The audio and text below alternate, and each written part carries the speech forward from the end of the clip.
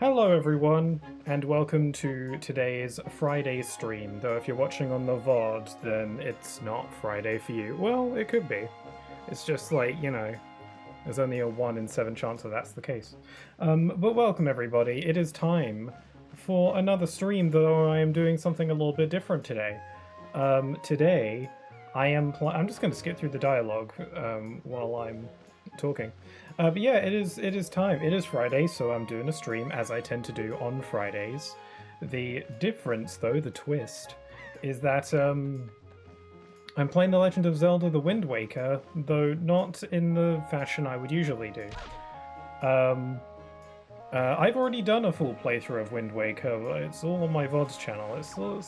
Well, it's not actually that old, those streams. It's like maybe a year and a half, I think, which is crazy because it does not feel like that long. Yeah, I'm playing through Wind Waker essentially because I'm working on a video. I need footage of this game from a certain point in the game. So I wanted to quickly play through this game to get to that point so I could record the footage I need. I could get someone else's footage from YouTube, but I prefer to have my own.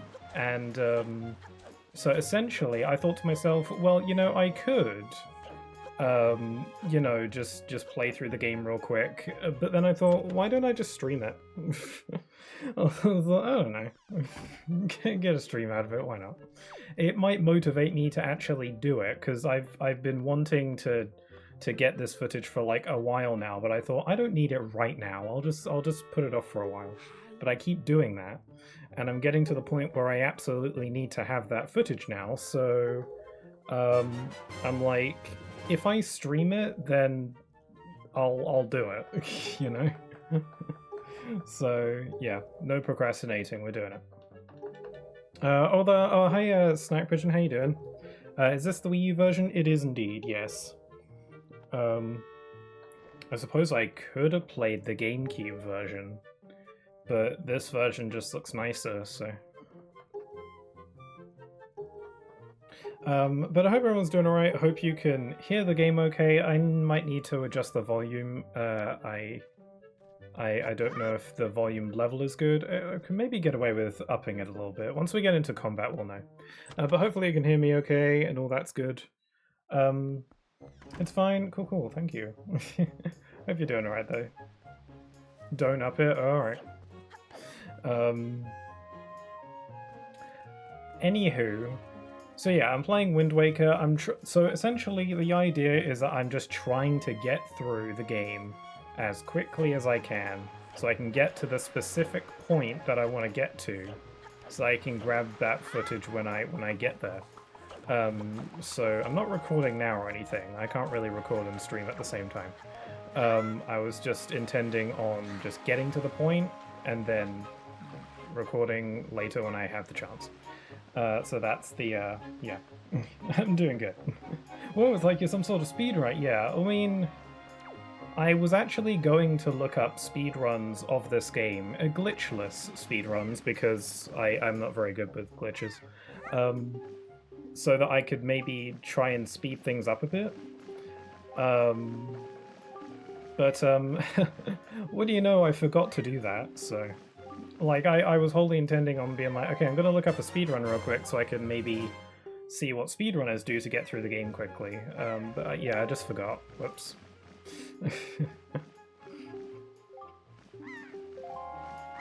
Let's see. I'm gonna telescope.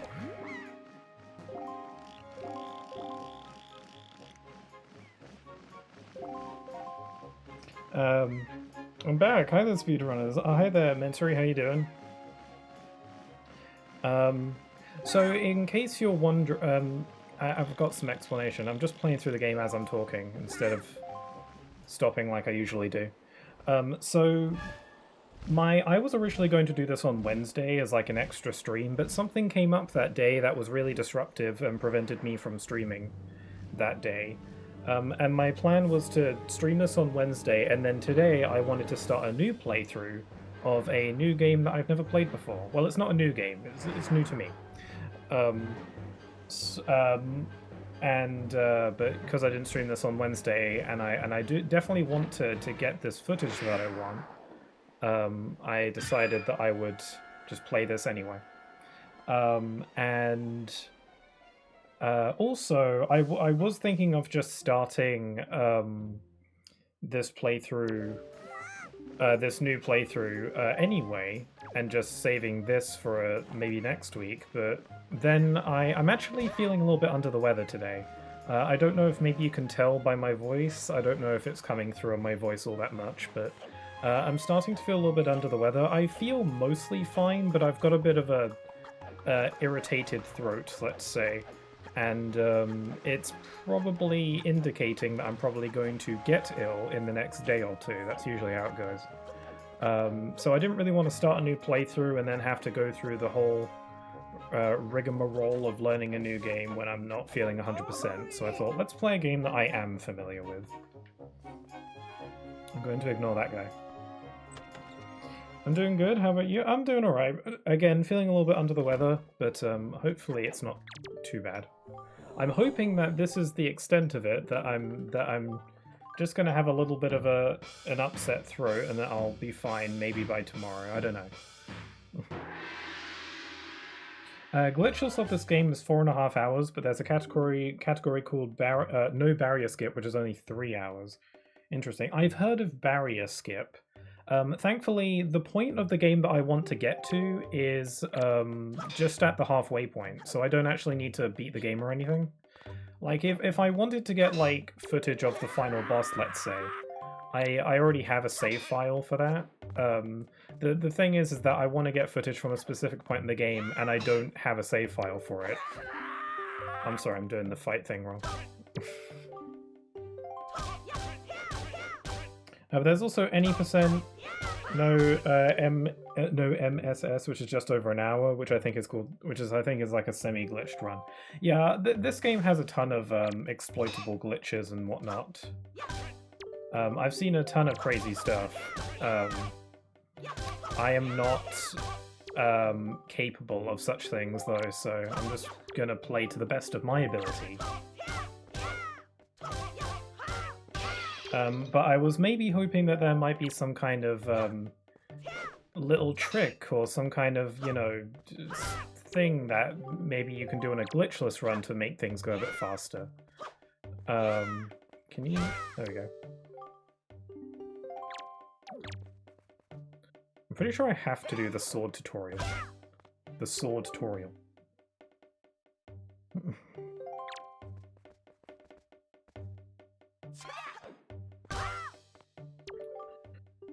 And then the jump attack, and then you got a bop. One good thing about playing the HD version is that the text scrolls way faster. Also, this version has the swift sail, which doubles your sailing time. Wait, it doesn't double your sailing time, it halves it. I mean, it doubles your speed. But you do have to go out of your way to get it, so I don't know if it'll ultimately be faster to not get the swift sail. And just use the normal sail, or if the speed of the swift sail ultimately makes it worth it, and faster in the long run. I'm not too sure.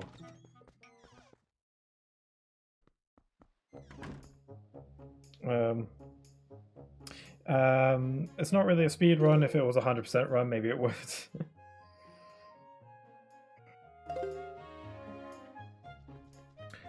Well, to be fair, have you tried? No, I have not tried. I get. That's a good point. I haven't really tried any of the speedrunning glitches. There's one glitch that I've seen where you're able to essentially do some kind of bizarre thing where you jump into a wall while holding the Wind Waker, and it makes you swim incredibly fast, but you're swimming backwards, which you can't normally do. But you're just zooming, and it's infinitely faster than sailing, depending on how you do it. Oh, that's MS. Okay, gotcha, okay. And it would be great to do that, but honestly, a glitch like that would probably be the kind of glitch that would freak me out too much. Also, I feel like the amount of time it would take for me to successfully do that glitch, it would be faster if I just played the game normally. Yeah, multi-super swimming it's called, apparently. Yeah, that makes sense.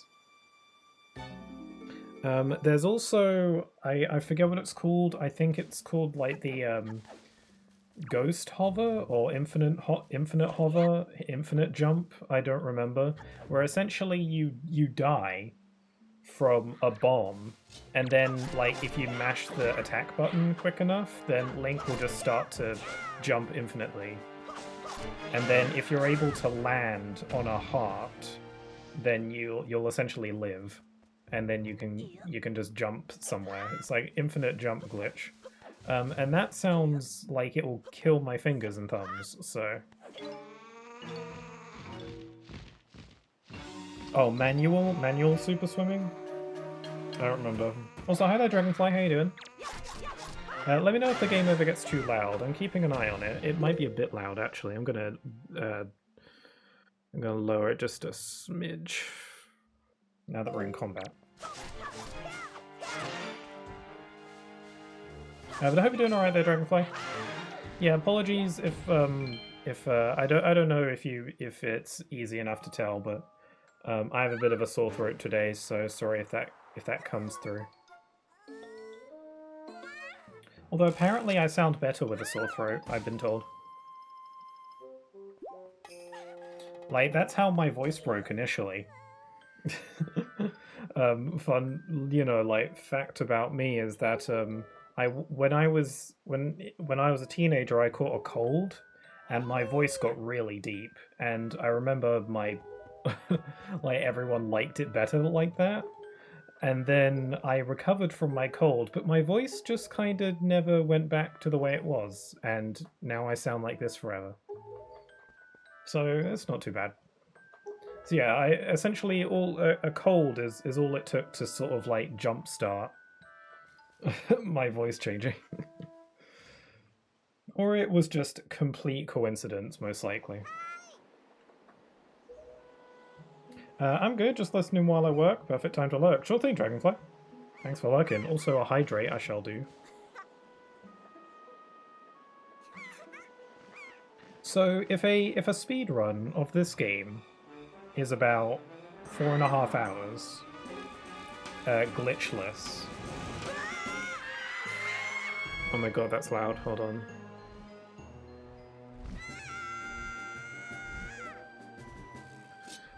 Yeah, so if this game is about 4-ish hours glitchless speedrunning, and all I'm trying to do is get to the midway point, essentially, or maybe more like 2/3, then maybe I can do that in that amount of time. Maybe. If I really knuckle down and don't be stupid.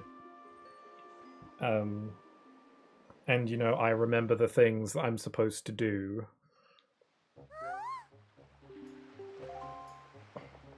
Is it faster to mash B or A? I think it's the same.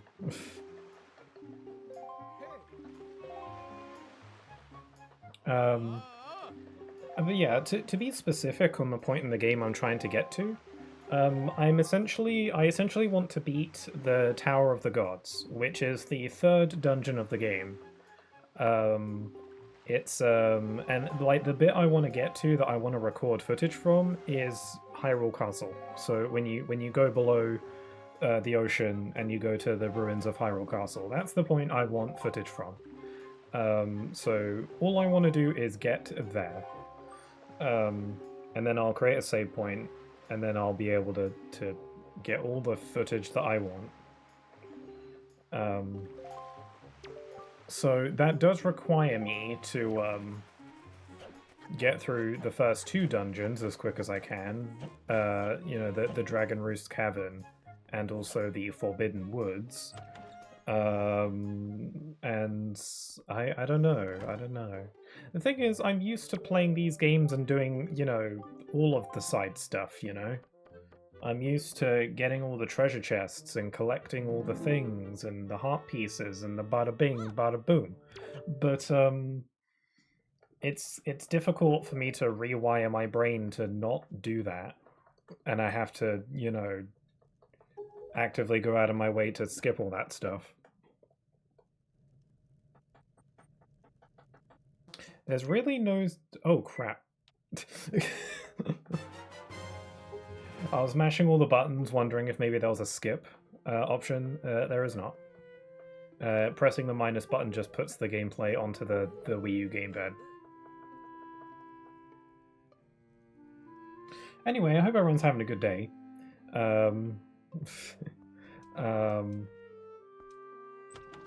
I don't know. Any interesting games people have been playing lately? I just earlier I was I just finished Hyrule Warriors: Age of Imprisonment, the new Hyrule Warriors that came out recently. I just finished that earlier because I left it right at the final, right before the final boss. So I was like, okay, I'll just do that real quick. And then I did that and I watched the ending, and it made me a little bit emotional. Especially when I consider the very real possibility that Age of Imprisonment is the last time we'll get that version of Hyrule and Zelda and Link, because they're probably going to move on with the next game. It was a really nice ending. I'd recommend it. Hyrule Warriors: Age of Imprisonment is really good, and I liked it a lot. It's so good that even my twin bought the game, which they don't do a lot, and they've been really into it as well.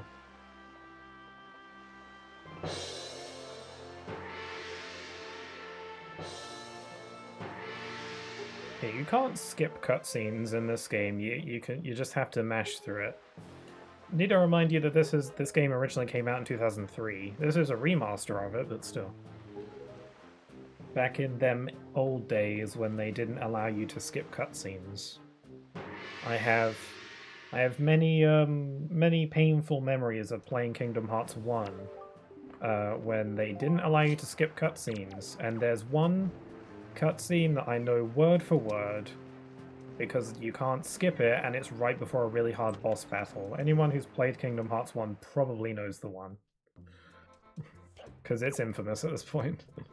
It's a shame because it's otherwise a really cool scene, but it's kind of a meme now because I know it word for word. And I'm far from the only one. Is it the Riku one? Yes, it's the Riku one. I'm pretty sure if you're specific enough to say it's the Riku one, then I think you know what the one is. Thankfully, when the games were remastered, they added the ability to skip cutscenes, which is a godsend.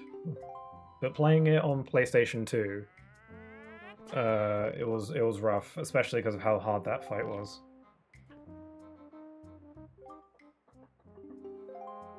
Okay, we've got to do Nico's dumb little platforming tutorial.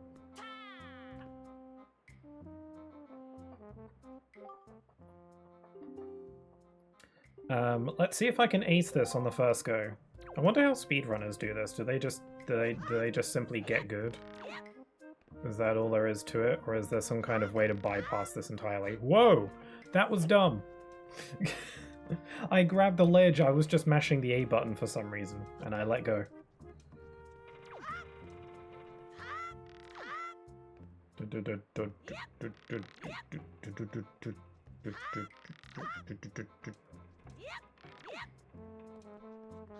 There we go, nothing to it. That's how that was supposed to go. I thought that was difficult when I first played this game. I first played this game on the GameCube version, actually. I remember, and the Wii U version was already out by the time I played this game. I just went and got the GameCube version anyway. The thing is that I didn't have a Wii U until really late into its life cycle. Like, I think it was like a year before the Switch came out. But I just really wanted one. But I couldn't, get one because I couldn't afford it. And I really wanted to play this new Zelda game, because up until that point, the only Zelda game I had really played was Skyward Sword, and I loved it. And I wanted more, and I needed some more Zelda, because I was like, Skyward Sword was a ton of fun, I gotta have more of that. And Wind Waker looked adorable. It looked like everything I wanted in a game. So, and the reason why I wanted it was because at the time a bunch of trailers for this version, the HD version on Wii U, was coming out, and I was like, damn, I don't have a Wii U, but I really want to play this game. So, and then I found out that it was a remaster of a GameCube game, and I was like, okay, so it's on the GameCube, is it? And then I found out that my Nintendo Wii could play GameCube games. All I needed was a memory card and a controller and a copy of the game. So I went ahead and bought all those things, and I played the GameCube version instead of just playing the HD version. You know, you gotta do what you gotta do. So I have memories of playing the original. And the thing about playing... I've probably told this story before, probably when I did a playthrough of this game. But I remember that I didn't realize that I needed to have a memory card. Obviously I knew what memory cards were because I had a PS2, but I didn't realize that in order to play GameCube games, I needed a memory card. Well, you don't need them to play GameCube games, but you can't save your progress without a memory card physically slotted into the Wii. I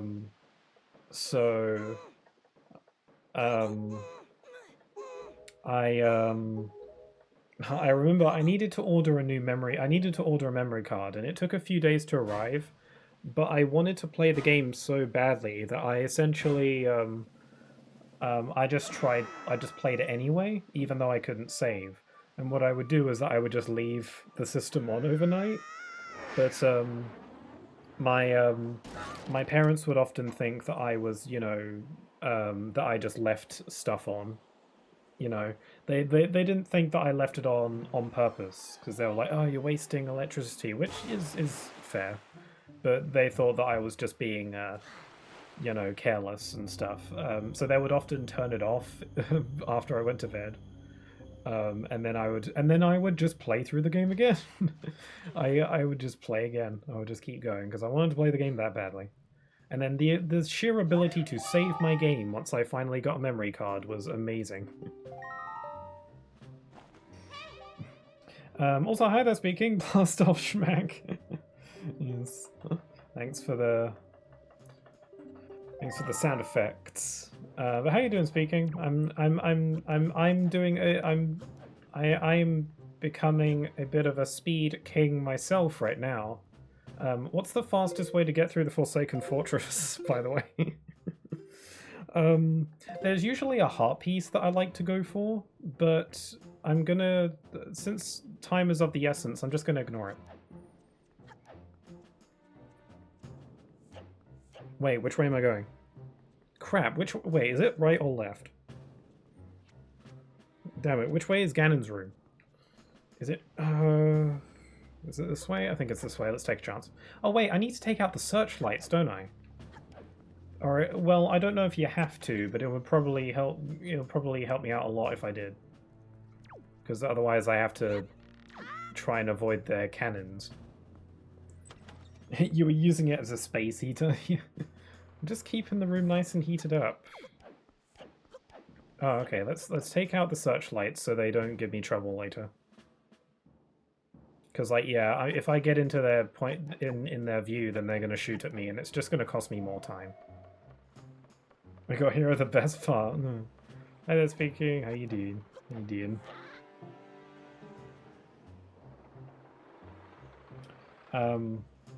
Oh yeah, one thing, getting back to my experience with the original Wind Waker on GameCube that I played on the Wii, was that for some reason, I don't know why, well, I actually do know why, but I didn't at the time. So I found out that, like, I heard about Wind Waker when the HD version came out, and then I found out that it was a remaster of a GameCube game. And for some reason, I thought that the names of the games were different. Like, I thought the remaster, like the HD version, I thought was called Wind Waker, but I thought that the original was called something different. I thought it had a different name. For some reason, I thought it was called The Legend of Zelda Wayward Wind. Now, why did I think it was called that? I have no idea. I wasn't until later where I realized, wait a minute, Wayward Wind isn't the name of a Zelda game, it's the name of Ventus's Keyblade. So, for some reason, I just kind of thought that, I clearly had just saw the name of Ventus's Keyblade and thought, oh, that's a Zelda game.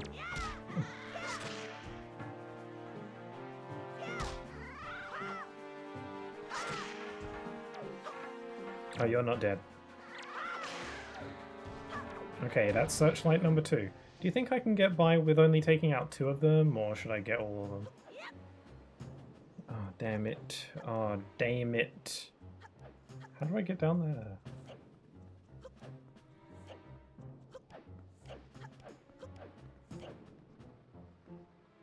This is definitely the fastest that I've played this game, personally. Okay, I'm gonna drop down. There's a heart piece there, but we're gonna ignore it. I'm gonna drop down here, and then I gotta go down here and then take out the searchlight. Unfortunately, we gotta deal with the slowest moving pigmans alive. Don't tell me he's stuck in the sign there. No, we're fine.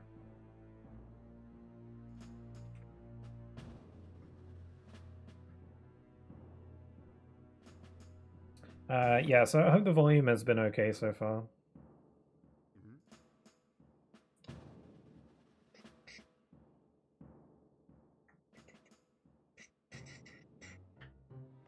Okay, I'm fine. Let's move.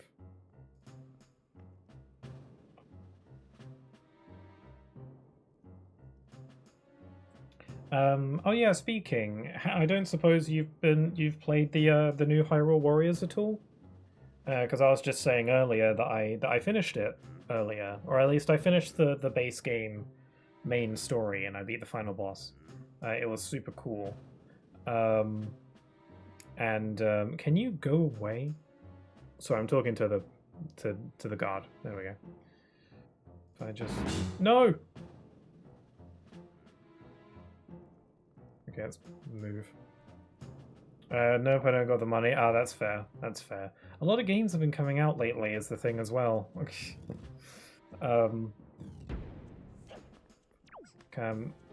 Thankfully, I don't think there are any more games coming out this year that I'm really all that concerned about.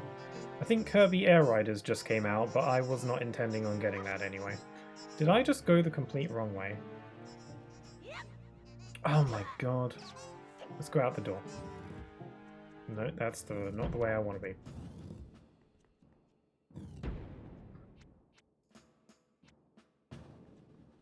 I want to be over there, right? Oh, great, I'm lost. Maybe I should just go ahead and progress.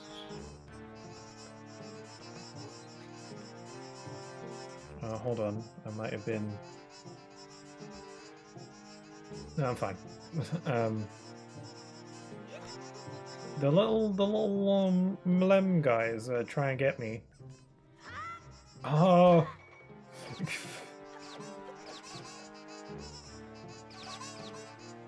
We're in world record pace here, you guys, I think.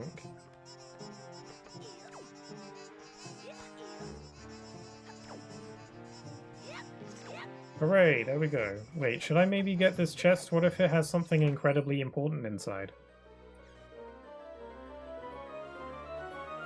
If it's just rupees. No, it's a compass. Okay, that's like... Okay, that's kind of useful.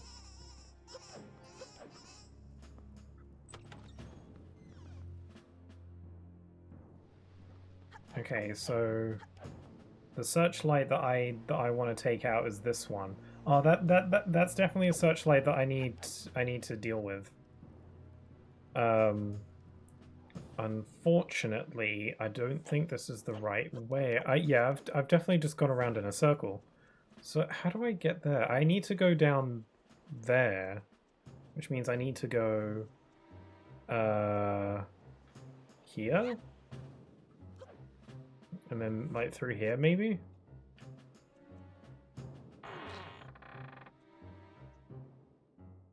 I really should have done my homework before starting this. I should have looked into how the speedrunners play this game. At least it will give me some kind of insight. Oh my god. I'm not going to open that chest, by the way. I know for a fact that all that's in it is a yellow rupee. Let's see, is this the right way or is it through here? I think I want to be here. And then once I've got the, once I've taken out the searchlight, then it's straight to Ganon's room. Get on the ladder. Get on the... There we go.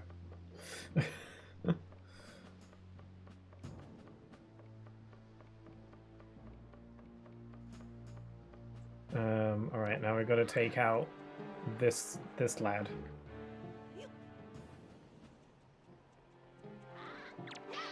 Oh my god.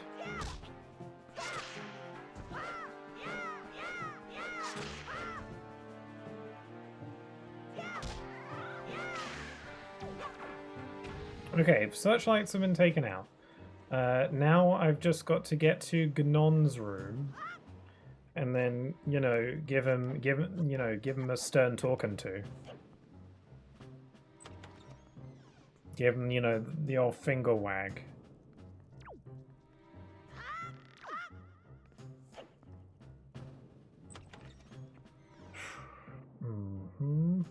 Here we go.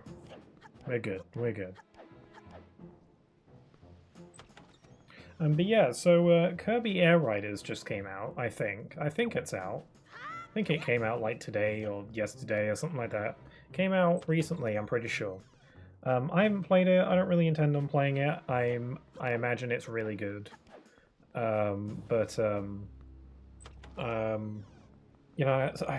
many games coming out. I wanna save my cash a little bit. There aren't really any games on my radar right now, so... well, there are, but no, like, new ones. Like, big ones. Big, expensive ones. Kingdom Hearts 4 will always be on my radar, but who knows when that'll come out.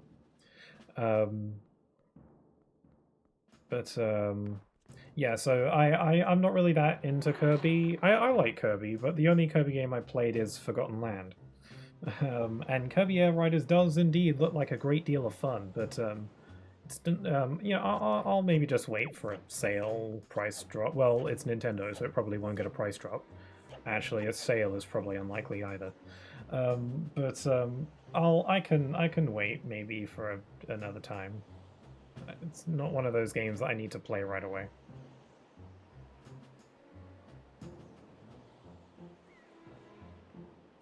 Whoa, wow, I just went completely around him and he didn't even notice me. Awesome. Usually I have to wait there for ages for him to go away. Came out yesterday? Ah, okay, okay. I was interested in Kirby Air Riders, but, yeah, I'll have to wait. It looks really fun, though. I didn't play the demo or the beta or anything. I just didn't really, get around to it. Also, it was very limited time kind of thing. So I didn't really want to deal with that. I'm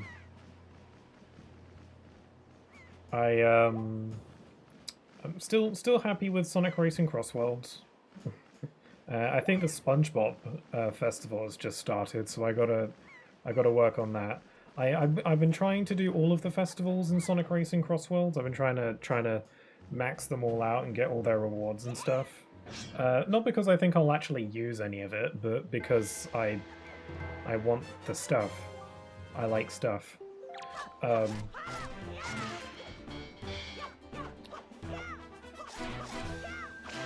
I'm gonna lower the... Oh god, I'm gonna lower the game's volume a bit more.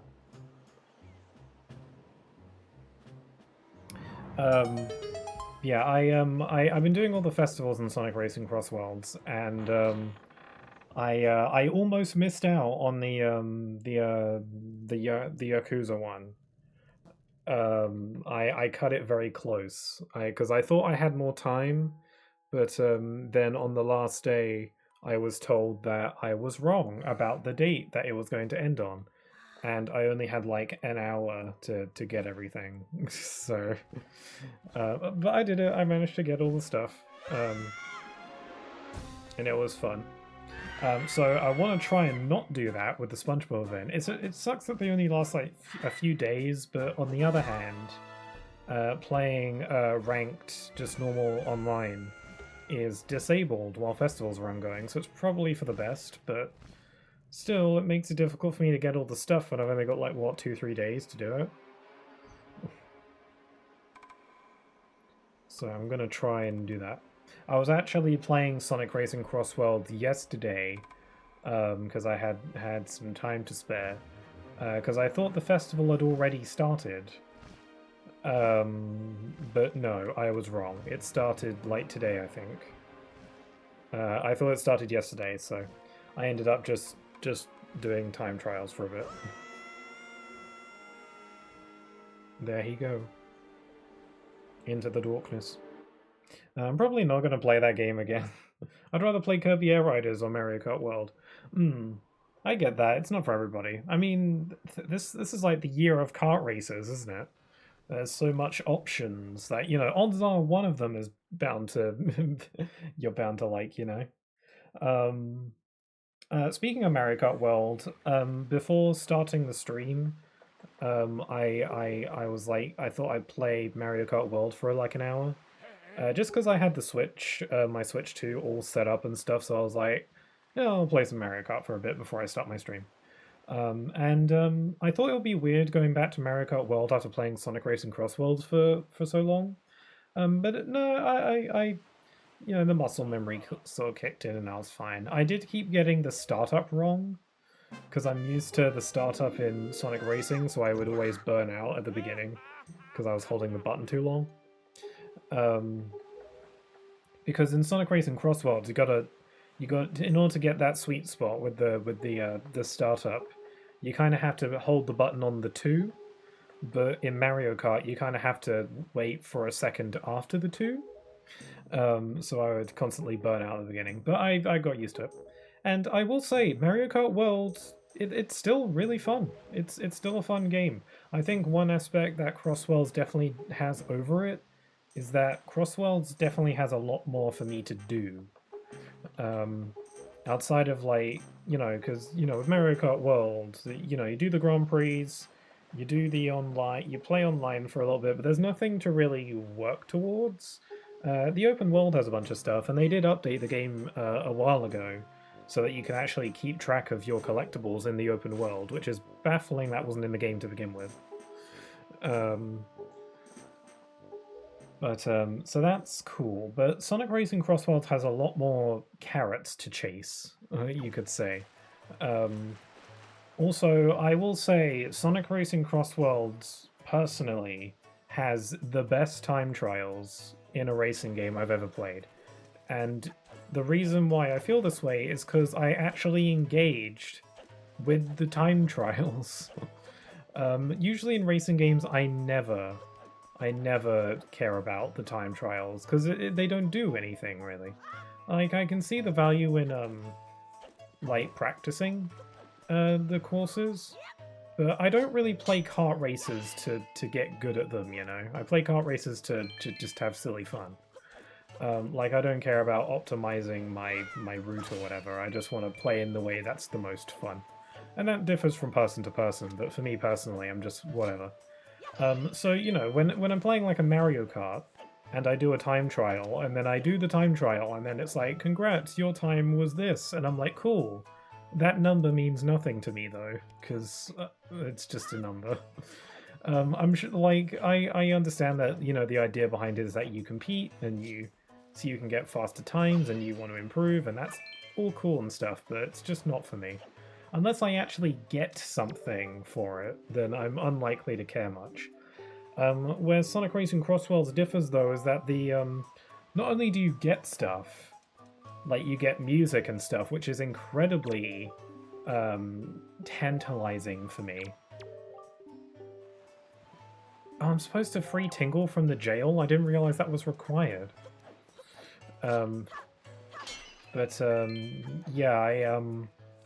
Yeah, not only do you get, like, music, which is incredibly desirable, and not only do you get music, but you can actually use it in the game as you race, which is awesome. I love it when games do that.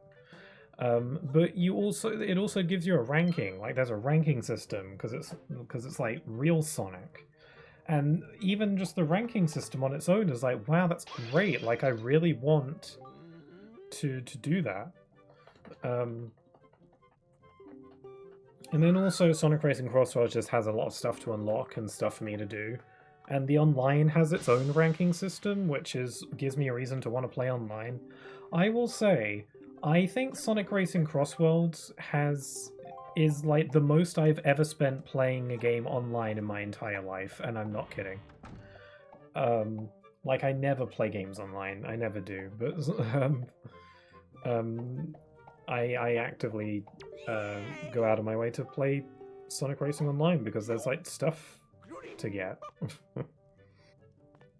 Anyway, sorry I've been rambling. DLC pretty much. I do hope Mario Kart World gets DLC. I'm kind of surprised that they haven't really done anything since it launched. They haven't given it like any new content. They've done patches to like fix stuff and refine certain things, like adding the ability to keep track of your collectibles on the map. That was an update. But they haven't added anything to the game. And I'm wondering when they might do that. Was it crazy of me to assume that they were going to... I was assuming that they were going to add stuff to the game for Mario's anniversary. Like I thought at that Mario anniversary direct that they did a while back, I thought, okay, if they're going to announce content for Mario Kart World, obviously, and then they didn't do that. I was like, okay, why? Maybe they're holding off for like one big DLC thing, but 80 rupees? Are you for real? Do you think I can haggle? Imagine if Zelda games had haggling. I think that's a thing that other games do. Like, I don't know, like your Skyrims or something, maybe, I don't know. Where you could, like, you have, like, a stat that determines how good you are at convincing people to do things. And you can just, like, smooth talk your way to getting a discount. How do I get rupees now? I can't believe he's asking for 80 rupees. Never mind, I just got 80 rupees. Someone was hiding a red rupee in that jar.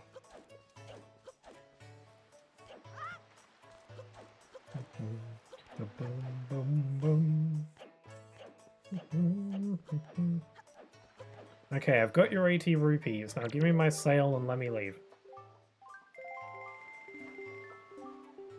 So, I don't know if I should go get the Swift sale or if it's even worth doing. Because it might cost me, like, the time it takes to get the Swift sale might cost me more time in the long run. Also, I don't have the money.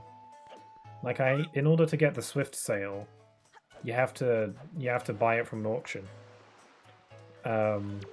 And that requires money, which I only have 1 money. So that's a problem. So maybe it would just be a lot faster if I just used the regular sale. Let's do this OG GameCube style, shall we? I think I'm required to use the regular sale at the beginning anyway. Anyway, while I'm sailing, I can take a swig of water and chill.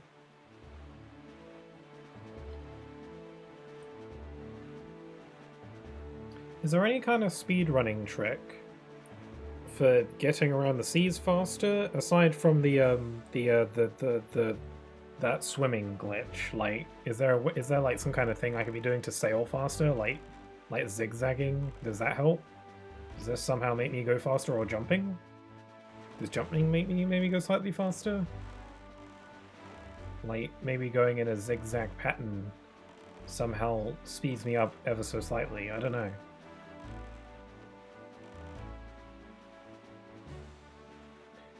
Okay, let's grab some rupees, because I might need this later.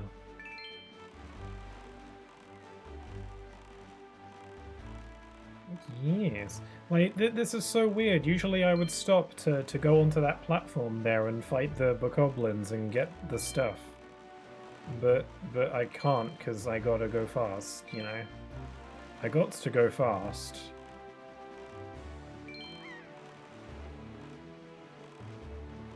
I feel like I've been playing a lot of Zelda lately, and it's I don't want to overdo it on the Zelda. Like I've been playing a lot of Zelda in my downtime. I've been streaming some Zelda. I streamed Twilight Princess not too long ago, and then I did like that first impressions for Age of Imprisonment, and then I've been playing that off stream. So I've been living and breathing so much Zelda lately, and I feel like it's getting to the point where I'm starting to get fatigued. So I want to play some different stuff soon. It doesn't help that the video of one of the videos I'm currently working on, because I'm working on a few, is a Zelda related video. It's not a video about a Zelda game, but Zelda does relate to it.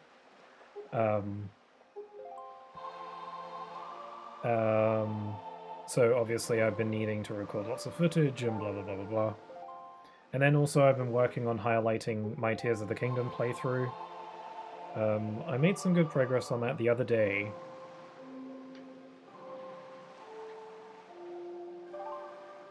So once I'm done with those videos, I'm taking a Zelda break for a while. Unless a new game comes out, I don't know. I still haven't played Echoes of Wisdom. That came out like over a year ago at this point, I think. I don't remember. But no, I still haven't played Echoes of Wisdom. And I wanted to, it's just I haven't gone around to it.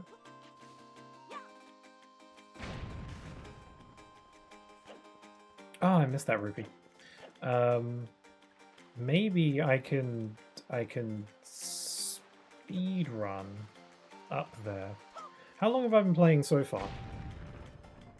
Okay, I've been playing for like 45 minutes, and I'm at Dragon Roost. So is that decent? Am I making decent time? Again, my goal is to finish the 3rd dungeon, Tower of the Gods. Thank God that the footage that I want to record isn't after the Triforce hunt, because that would be agony.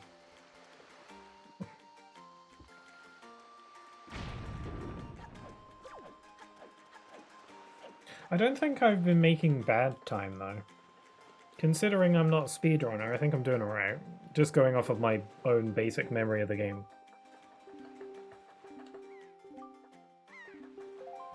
If I knew the ins and outs, like where every, you know, dungeon key was, then that would probably help. But unfortunately, I don't know the game that well. If this were Kingdom Hearts, then maybe.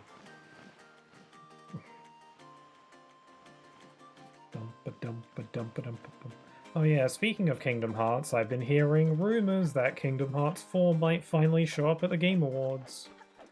By which I mean get a trailer. And I don't know if I want to get my hopes up again. I really thought Kingdom Hearts 4 was going to be shown at the recent State of Play. And then it didn't, and I was real upset. They kind of like, you know, rage baited me with it a little bit, because during the State of Play, they were like, we've got a beloved Square Enix franchise up next, and then it's Dragon Quest or something. No, it was Octopath Traveler. And I was like, damn, so close. I struck out. So yeah. But Game Awards? Maybe? Maybe? Yeah? I mean, maybe. Honestly, I feel like at this point I should expect nothing and then just be pleasantly surprised. That's probably the smart thing to do. God, I forgot how weird the Rito looked in this game. This was the first game that introduced the Rito.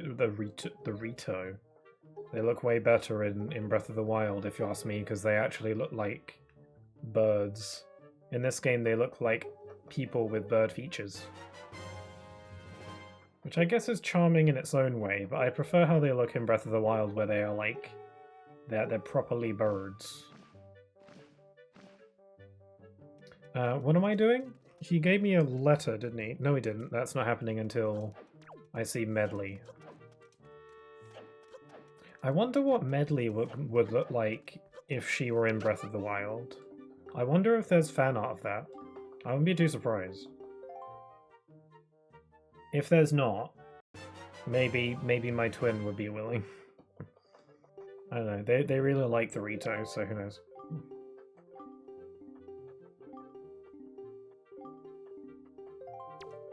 Oh, whoops, I accidentally... There we go. Maybe that's why... Maybe speedrunners press the B button to advance dialogue instead of A, because that way there's no risk of you accidentally pressing the A button again to start up a new dialogue. Maybe that's a pro tip. Okay, so we need the letter. He's got his orb. And we show him this letter, and then he is like, this is trash.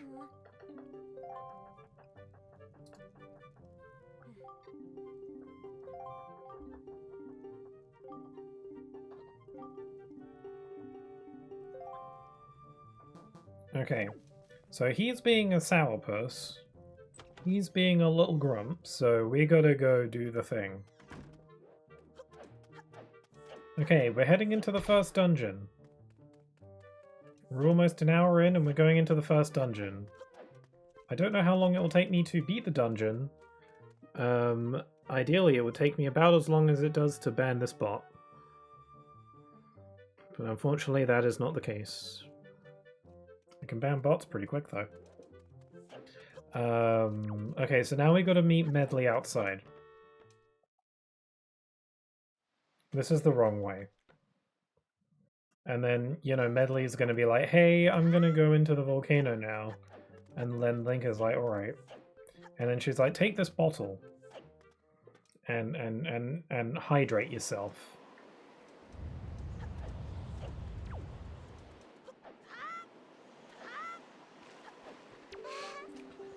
Okay, so we're here.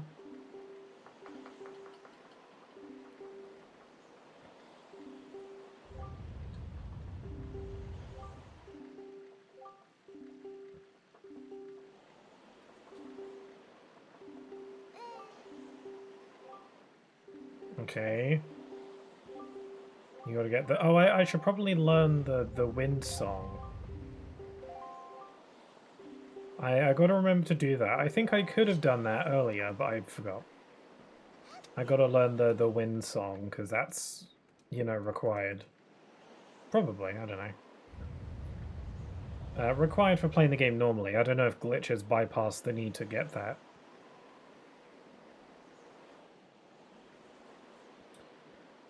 So I've got to wait for the wind to blow forward. There we go.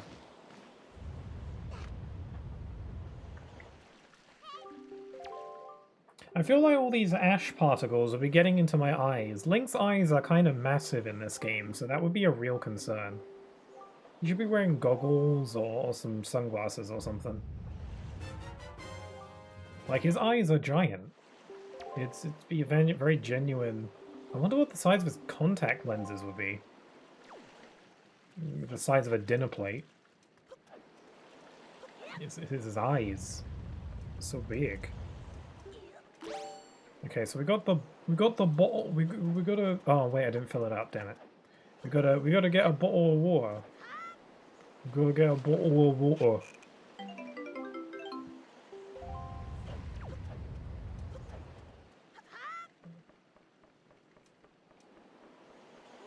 Okay, so I got my bottle of water.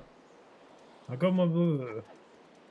So we gotta plop this stuff on this stuff. Get a bomb. And then we chuck it. Sweet, first try. And then this fills up, and then we go. Right after the cutscene finishes.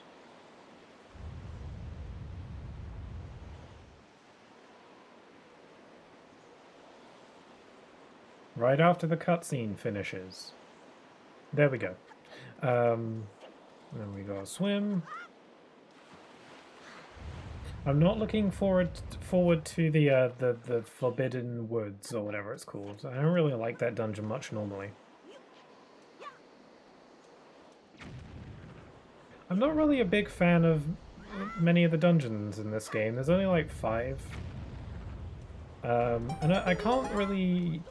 No, wait, there's like 6 if you count Ganon's tower at the end. I like the Temple of the Gods, I think. That one's just really cool. And I like the music for the, what is it, the Earth Temple? The one way with the Korok, with the Makar. The music for that dungeon is really cool. The dungeon itself is fine. It just has that annoying central room with the wind. I don't need to fight you, or do I?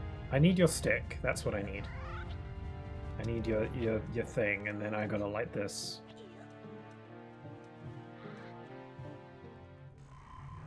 Then we light the torches, we get the thing.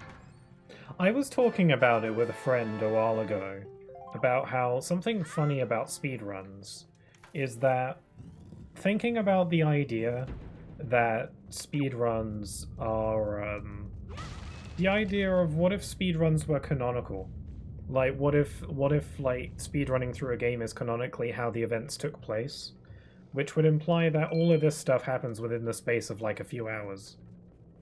Which is funny to me. I sometimes think about that in general, like the amount of time a game's event takes place, because some games make it abundantly clear how much time from the start of the game to the end, how much in-universe time passes.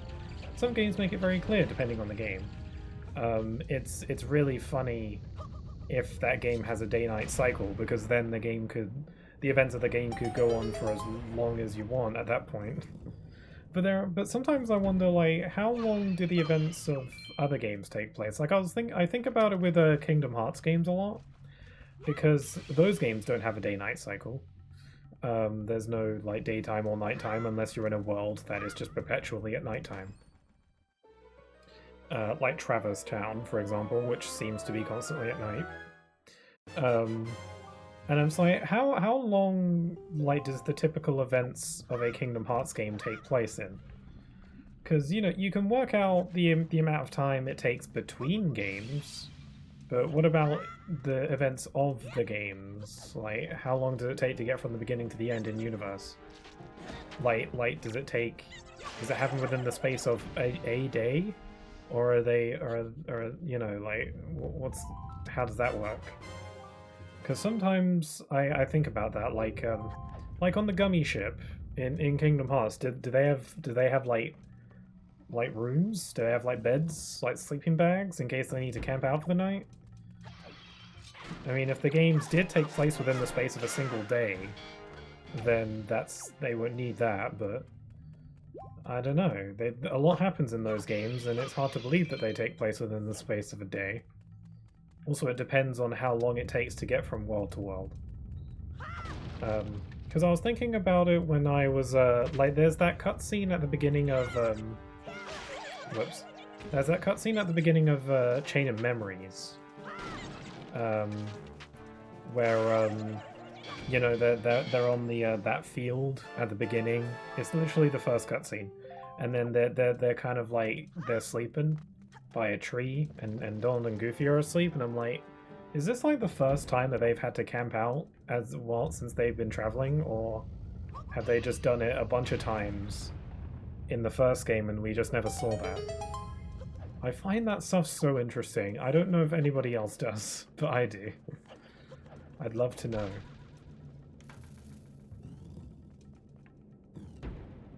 Because, there are some games where,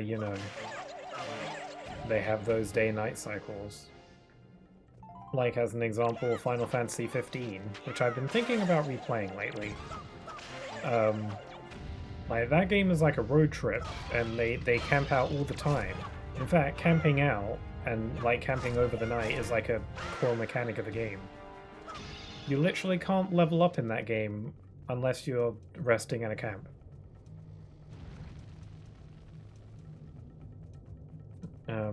Yeah, I've been thinking about replaying Final Fantasy 15. I quite like it. I think Final Fantasy 15 is generally a mixed bag, where some people like it and some people don't. I like it. Mainly, I mean, it was like my first Final Fantasy, so It's my first mainline Final Fantasy. Actually, no, it's not my only one, because I played 7 Remake and Rebirth, and I played a bit of 16. But Final Fantasy 15 was like an early Final Fantasy for me. And I liked it. I liked it a lot.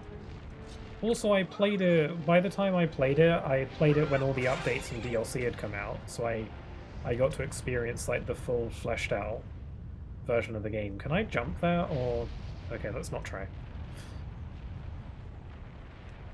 Sorry if the things I'm talking about don't relate to this game a ton, because I'm just playing through the game as quick as I can. I can't really comment on the game in the way that I would usually do when I play games. You could almost consider this stream like a podcast, and then there's some Wind Waker happening in the background. So I could talk about a variety of things. Mostly just video game related, because I'm a nerd. Whoops! That was close. I think I'm making decent time in this dungeon. It is the first dungeon, so it's not like it's complex or anything. I remember getting stuck at this little sliding block bit, even though all you have to do is move 2 blocks. I, for some reason, got overwhelmed by all the block pushing. Does anybody like sliding block puzzles, though? I like the easy kind. The kind of sliding block puzzles I'm thinking of is, I don't know how to describe them, but, like, everyone has seen them. The kinds where it's like, you gotta make a picture, and one of the spaces is empty, and then the rest are blocks with bits of the picture on them, but they're all scrambled up, and you gotta find, and you gotta move the blocks to make the picture. I absolutely hate those. Does anybody like those? Shut up, no you don't. But I do not care much for those. I got burnt by them from playing, funnily enough, the Finding Nemo video game on the PlayStation 2 had an abundance of sliding block puzzles for some reason.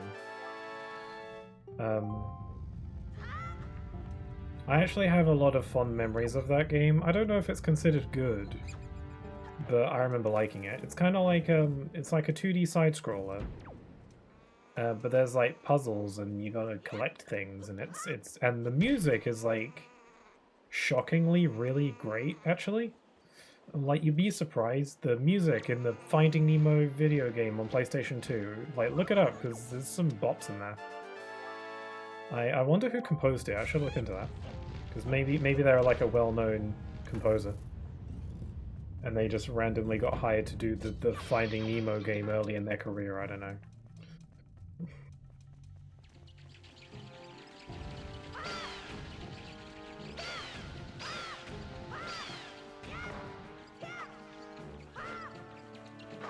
Okay, whatever's in this chest better be worth it. I'm glad I decided to play the game. Oh, it's just a joy pendant. I'm wasting like 5 whole seconds. I need fire. I was about to say a thing. I forgot what it was.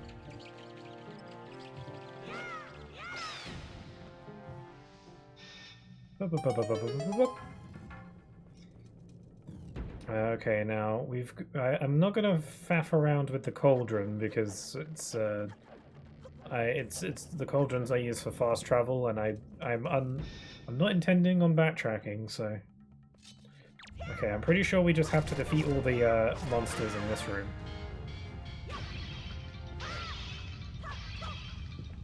And some of them are hiding in these pots here, so.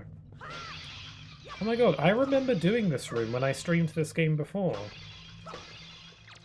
I think it was like a year ago when I streamed this game, which feels crazy because it feels like I was just here.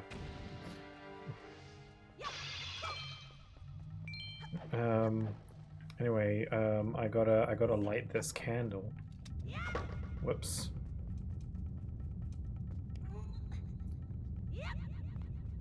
Oh yeah, I've got to remember to nominate, or vote for the Game Awards. Not that the Game Awards is something that should be taken too seriously, although a lot of people do, and that's fine. But I'd still like to vote for it, and I watch the Game Awards every year. It's a fun watch, even if it's got problems and it's a bit flawed. It's still just fun, and the game reveals are exciting. Am I in the right place? So I want to vote. I think the nominees for the Game of the Year is between Silksong, Clair Obscur, I think Kingdom Come Deliverance, and Donkey Kong Bonanza, and I think there's another one, but I can't remember what it is. I feel like I'll just vote for Donkey Kong because it's the only game in that group that I've actually played, and I don't feel right about voting for a game that I haven't played, even if I think odds are it's probably better. Because I like Donkey Kong Bonanza a lot, but well, I don't know. I don't know if it's Game of the Year material. Even though it is incredibly good, like, don't misunderstand, I loved it. The finale of Donkey Kong Bonanza was incredible. Loved it. But I haven't played any of the others on that list, and I don't really feel good about voting for a game that I haven't played. I do intend on playing Silksong, but I'm kind of just waiting for the heat to die down on that game a little bit before I play it.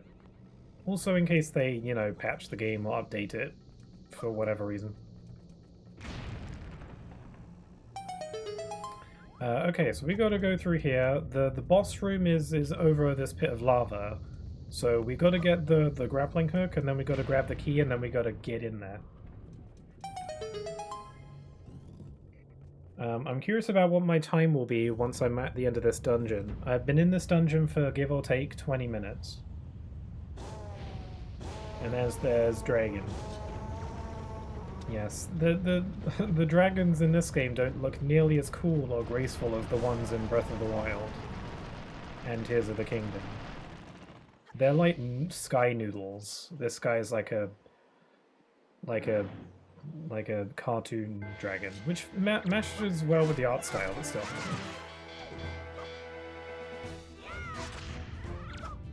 I was thinking about something. Where, so since I beat Hyrule Warriors Age of Imprisonment, it dawned on me that that may be the last time that we see this version of Zelda, like this incarnation of those characters, right? So it got me thinking about what we might expect from the next iteration. Because this one has been around longer than any other, I think.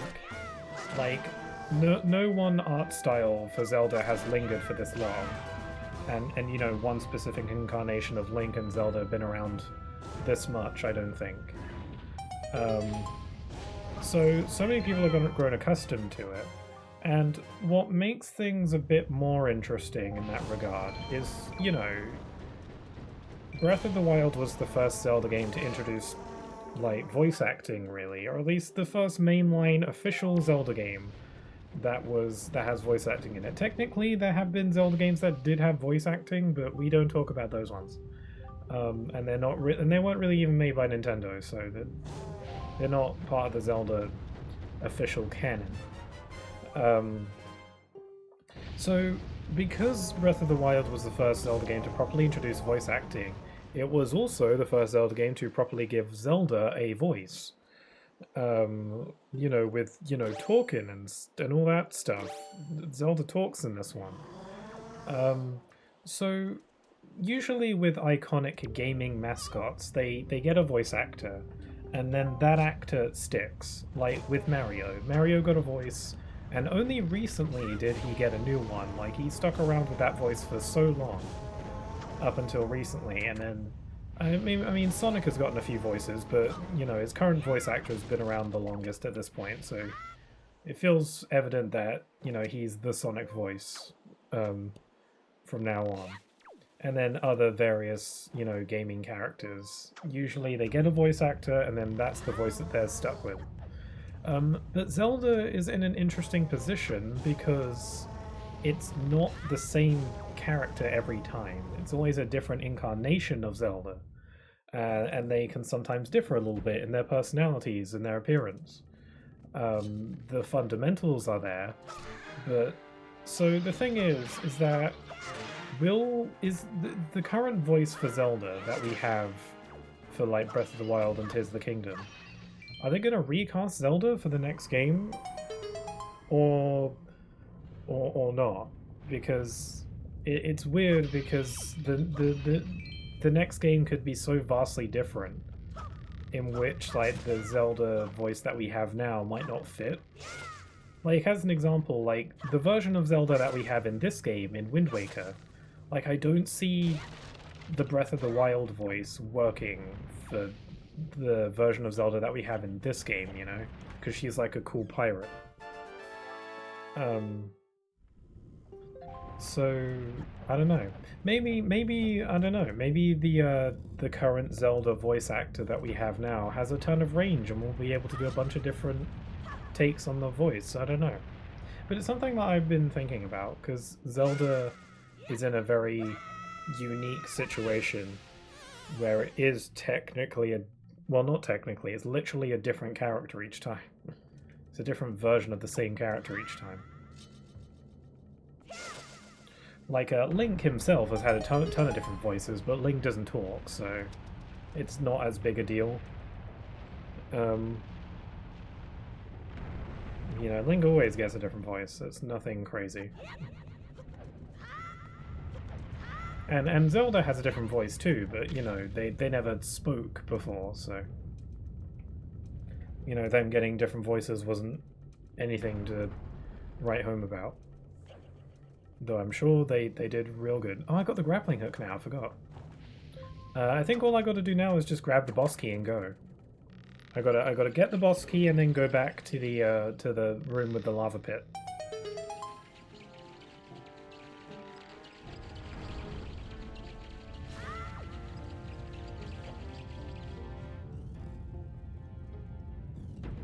Which way was the boss key?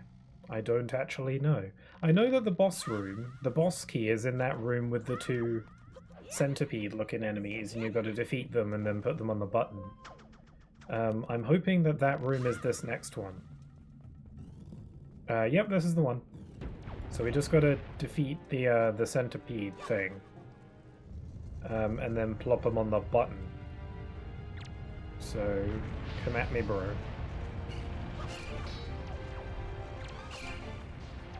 And he rolls up, and then we take him.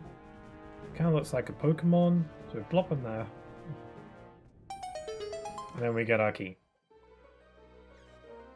Okay, considering I'm not a speedrunner, and I'm not using any glitches or anything, I'd say I've been getting through this dungeon pretty well, pretty fast. Like, I've been here for like half an hour. That's pretty good, right? Maybe. I'm sure a speedrunner would have done it faster than me. Obviously. I knew that going in. But, yeah, we're moving. Oh! Meant to do that.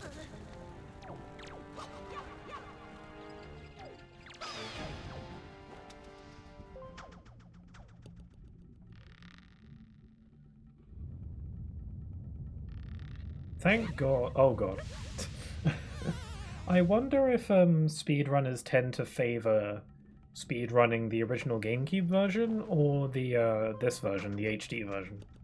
Because the HD version has so many like little quality of life stuff that I imagine would affect a speedrun in a big way. Like there's the obvious Swift sail, which doubles your sailing speed, which is only in the HD version. Which I'm sure makes a massive difference, potentially. It depends, because you have that fast swimming glitch, so maybe sailing is just completely irrelevant. But then there's also other stuff, like the ability to rotate while you're swinging on ropes, which was not a thing. In the original GameCube version, if you wanted to rotate on a rope, you had to come to a complete stop, then rotate, then start swinging again. But in this version, you can just do it as you're swinging. You know, like logic would dictate you could do. So it does make me interested, it does make me curious.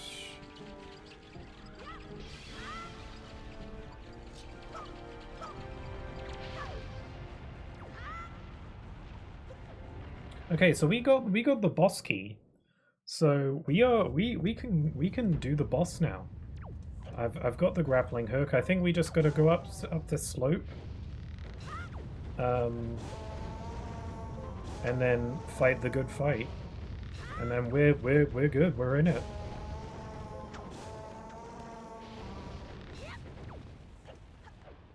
Oh, I just remembered that in order to get to the Tower of the Gods, you got to do like the Pearl Malarkey. You know, you got to go find the pirates and then get the bombs and whatever. I do wish you could skip the cutscenes, because there's just a lot of cutscenes going on at that point. Okay, is it worth me getting these chests? I don't know. Maybe it's a rupee. I don't know. This one's probably got like a joy pendant in it or something. No, it's a Knight's Crest. I don't need any of this stuff. What I will do is I'm pretty sure there's a fairy in one of these. So yeah, I'll grab that. Because obviously dying is gonna halt my progress a bit. Oh, I'm sorry, progress. Okay, boss time. Fight time. Okay, I got to the boss room in about half an hour, I think, give or take. Maybe 25 minutes.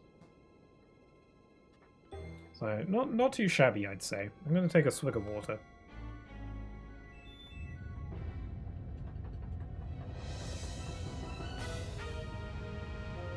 Oh yeah, this is the fight where the frame rate cannot even.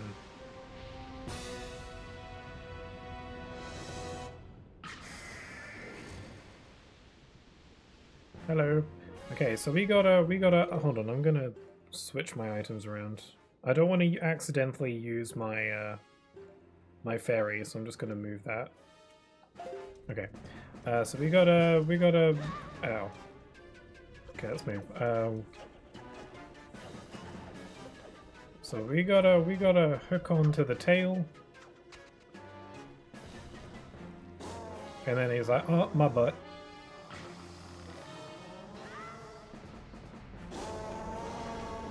And then we got to do that a few times.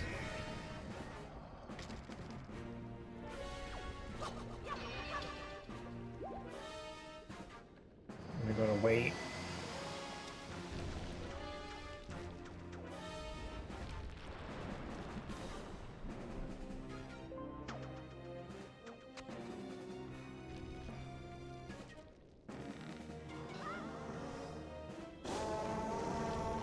Drop down. I think we've got to do it 3 times. 3 is usually the magic number.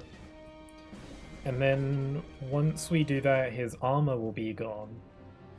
And then we can start bopping him. We've got to bop him in the eye. I think The Legend of Zelda's like anniversary is coming up soon as well. I know that Mario and Zelda's anniversaries happen around the same time because they like came out in the same year. So I think like Zelda's like turning 40, so I wonder if they'll do something cool for the series for the anniversary. Perhaps. I want remasters. Essentially, I just want some ports. You know, ports if you got them.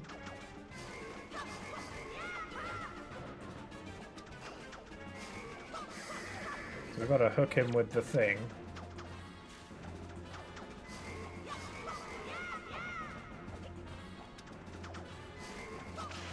There we go, we got him! Time! Yeah, I think that took me overall about half an hour. Unclear if I'll be able to get to my goal by the time I'm done with this stream. I have no idea at this point.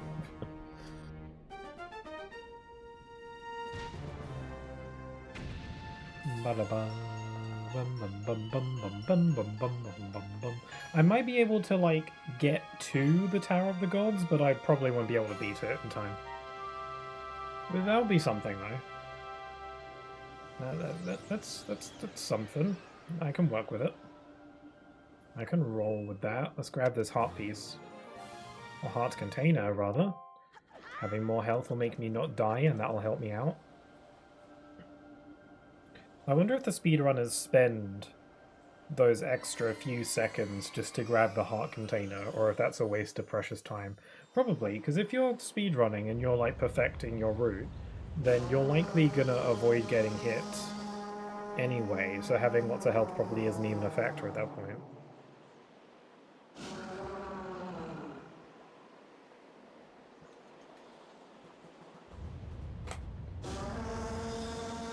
Maybe there's some secret cheat code to skip cutscenes. No, I don't think so. Oh wait, it just faded to black. No, I think that was supposed to happen, okay.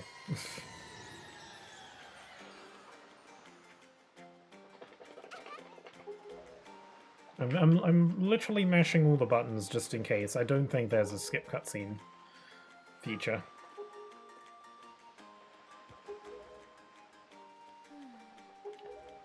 Oh yeah, I gotta get the wind song, so I gotta go do that. I got to sing the wind.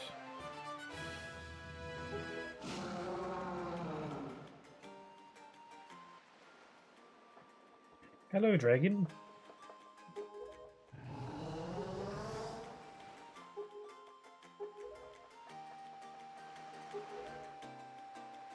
Okay, yeah, Wind Shrine. Yeah, I got it. I'm gonna have a... I've got some mini sausages. Oh.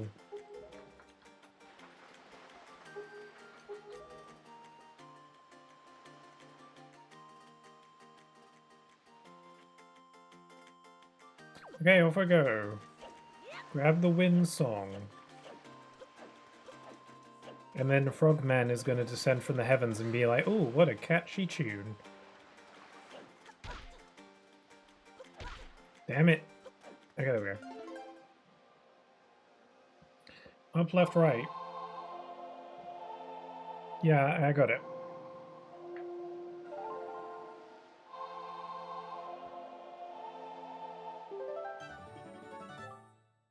Wind's Requiem. There we go. And then the wind blows. It's a mighty fine breeze. Hello, Frogman. He reminds me of that Pokemon, Thundurus. I think Thundurus, Landorus, and Tornadus, or whatever. The trilogy of, like, genie god Pokemon. Is he still, like, there? No, he was there for a sec. Okay, now is the Forest Haven. Go, go, go! We've already waked the wind. Thinking out of whatever that would mean, blah, blah, blah, time to lose. We sail to the south.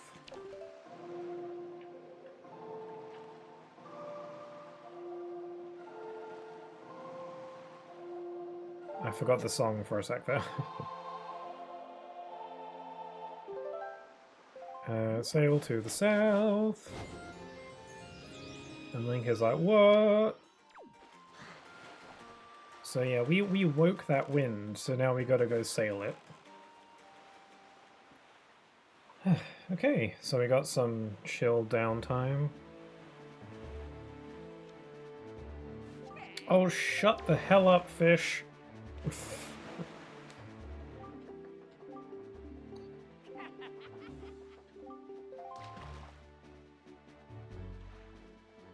Go away! Don't deface my map!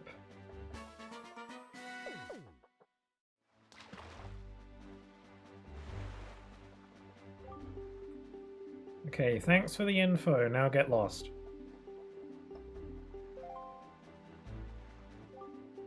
Yeah, King of Red Lions is like, go away.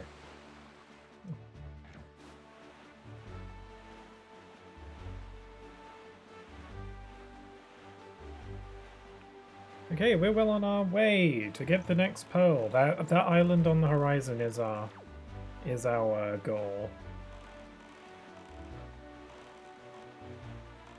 I think. That's the island we want, right? No, it's not. That's not the right one. Sorry.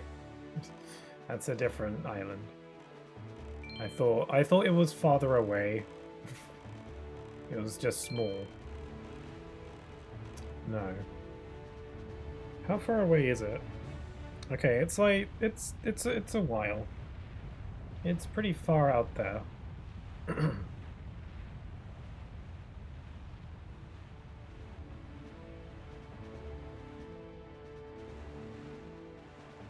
Like we should be seeing the island on the horizon soon.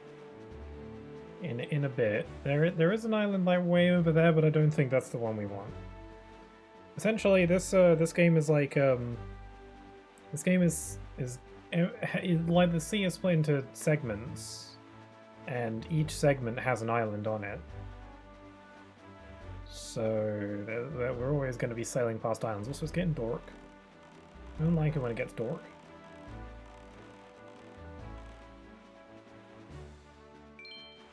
It gets scary. I'm gonna bag these rupees though, just in case I do want to get the swift sail. Ooh. I feel like the swift sail is just gonna cost me time though, just to get it. And what if I fail to get it?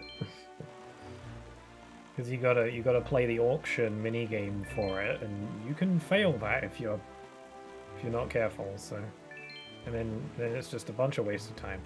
Also, there's like I can't be bothered because you gotta go all the way back to Windfall Island to get it. So, and I don't know if I can really be bothered to do that. So.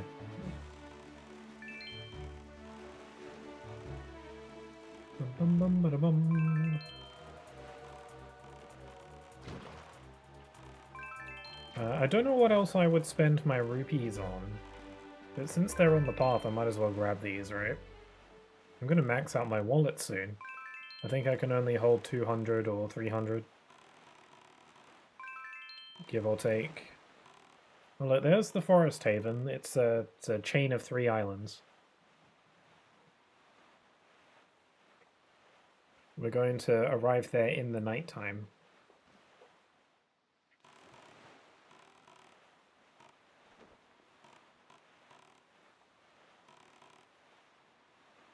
It's another one of these things. I'm not really. I'm conflicted about the idea that, or the fact that when you're sailing at nighttime, there's no music. I prefer it if there was something, but I also understand like I was just kind of like calm, where all you can hear is the sound of the waves.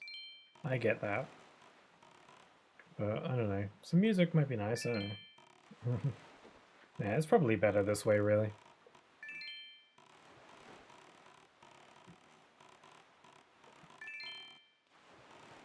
Okay, we're here. Forest Haven, and there's the Forbidden Woods to the right there. That's our dungeon, but we gotta go we gotta go see the tree and then get the leaf and then do all that stuff.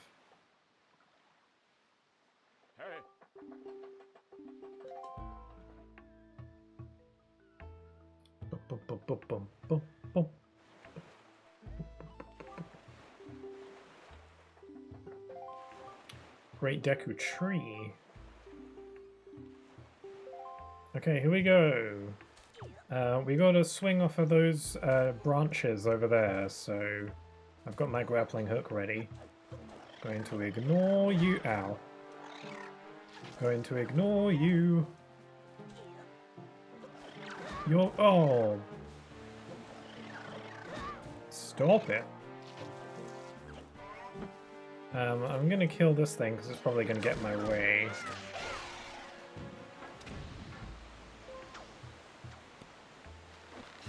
Oh yeah, another like quality of life thing in the HD version is that they made the animation for when you latch onto something with the grappling hook. They made it faster.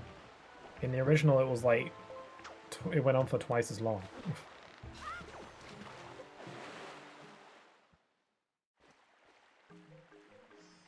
So yeah, I do wonder if the HD version is better for speedrunning just because of those little quality of life things. But maybe the GameCube version has some kind of exploit that makes it better for speedrunning. I know that the GameCube version has the tingle tuner, which I'm not talking about fish. I'm saying tuna as in like tuna, like tune, Tuner, not Tuna. Tuna. um, which I think is like a thing where you connect a Game Boy Advance to your GameCube and then you get access to things, and I think some of those things can be used for speedrunning.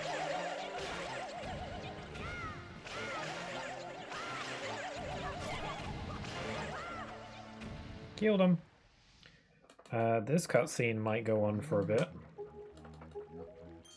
Also the text. That's another thing. The text in this version scrolls way faster. On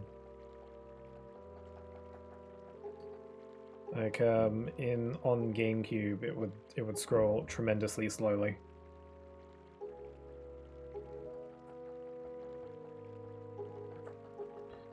Again, it has returned. And then the little babies, oh, there they are. They're so cute. I love them. It's a shame that they're so puntable, you know?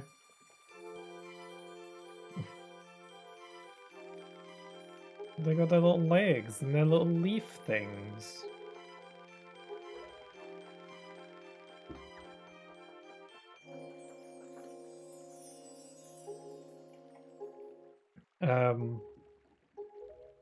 Because, I was playing Age of Imprisonment recently, and one of the new characters in that game is Calamo, who is a Korok. And he's like one of my favorite characters, not only in terms of the fact that I like him, but he's one of my favorite characters to play. Which is surprising, because when I saw him in trailers, I didn't think I'd like playing as him all that much, because, I don't know, I just didn't think I'd vibe with his style. But no, he's like my favorite to play as. So versatile.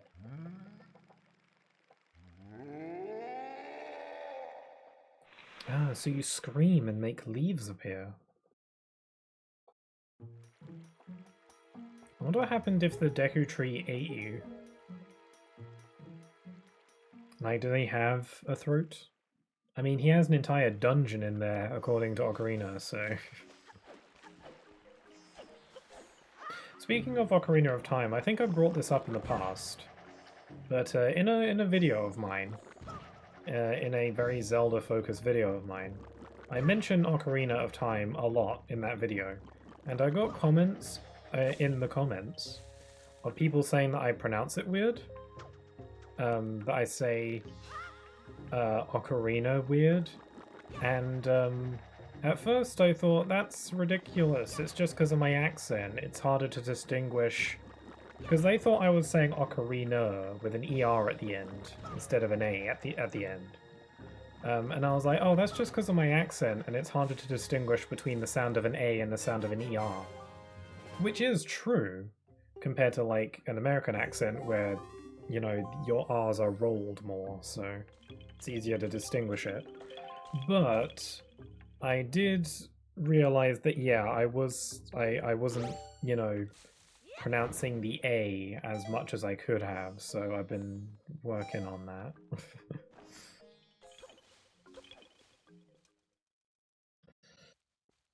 Okay, now it's time. We just gotta hop into the dungeon. I think going into this dungeon is actually requiring a lot less faffing around. Can I use my leaf? My leaf. I think we gotta wake some winds.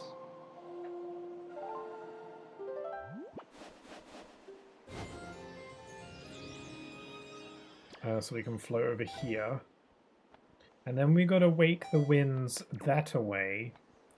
But we also gotta wait for this little whirlwind to be in optimum position. I'm gonna run out of magic. We're fine. Okay. Let's wake winds that way. to the northwest. And then we gotta wait for this thing to rotate. Why is my camera rotating so slowly now? Has it always been like that? Or is it just because this area? Also, I'm wondering if this game has any options to speed things up, like a UI display. You can remove the UI, that's kind of cool. I should remember to do that when I'm recording.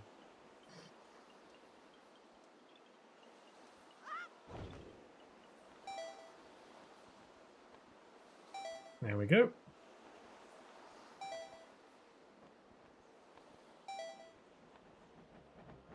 Whoa! Oh, that would have really ruined everything if I got hit there. Okay, and just like that, we're in the next dungeon. Easy peasy. It took me about 15-20 minutes to get here. Now this dungeon's a bit more complex than the first one, obviously. So I might get turned around a little bit. But I mostly remember what to do, so it should be fine. My problem is that I can't quite remember what stuff is optional and what stuff is mandatory in these dungeons, so I might ultimately go for... Like, I don't need the dungeon map there, but it would probably help me out. Dungeon map is not required. But, you know, if I get lost... Gotta throw the nut at the door. There's stuff down there. I don't know if I really need to bother with that. I don't think I can get it anyway.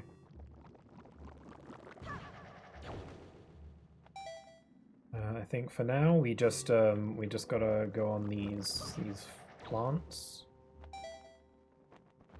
And I think there's something up there, but I think it's optional, so we're just gonna ignore it. Hopefully it is optional and I'm correct about that. Oh dear.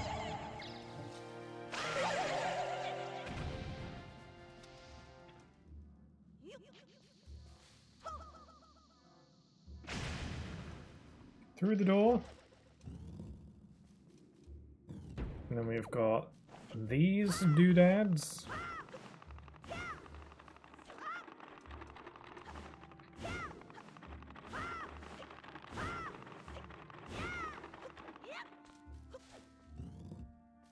So far so good, I'd say.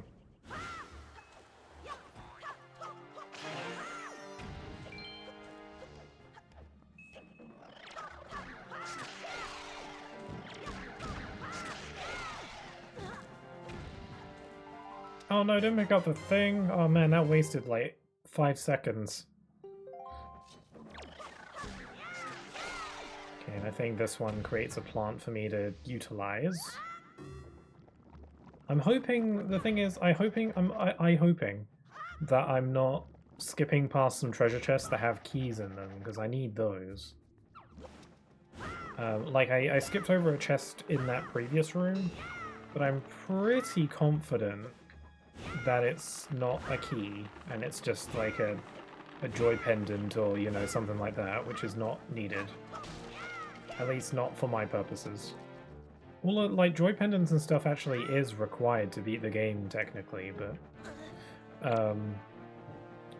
just to get to the point that I want to get to, it's fine.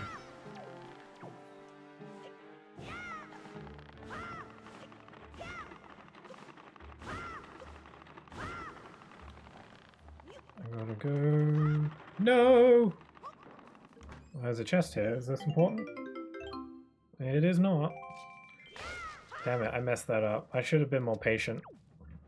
Well, I can't get this up there now. Okay, let's try that again. I feel like a speedrunner would probably reset over that. Speedrunning a game like this must be crazy because it's such a slow-paced game. And then, like, the smallest error is incredibly detrimental.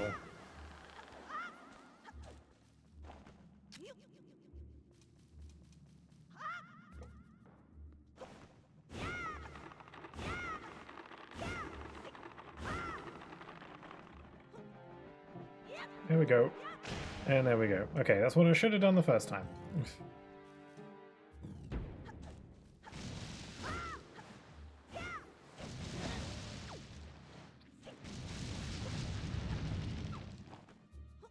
It's a good thing I know the solutions to these puzzles pretty well. Okay, now we got this room. We can't cut that without the boomerang, so we've got to get that. So we've got to go around to that door over there.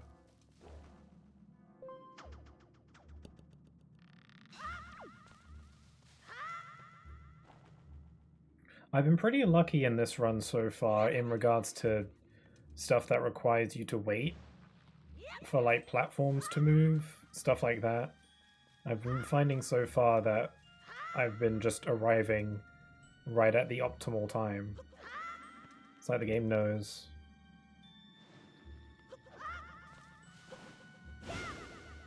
Oh. That's a thing. We may have a problem. Yeah. We may have a problem here. Because, I don't have a key. Which is not good. Because I need to open that door. Oh wait, no I don't. No, it's fine. We're fine. I'm not supposed to have the key yet. I didn't see there was a nut over here. We can use the nut to open this door, and then I think we get a key from there. I thought I'd messed up for a sec. I wasted precious time panicking.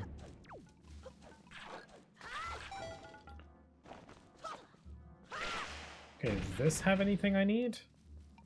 Probably a rupee. Yep.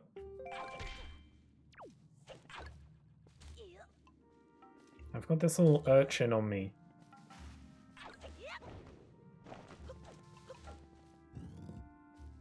Okay, this room. We gotta go... Ow.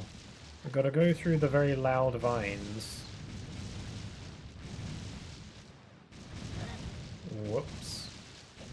Good thing I'm not playing on hero mode. Figured it would be faster to not do that, you know. Okay.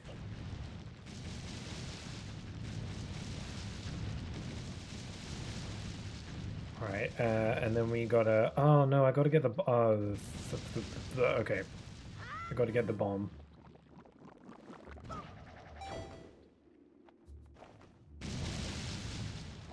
So we got the bomb, and we chuck it at that. Whoops.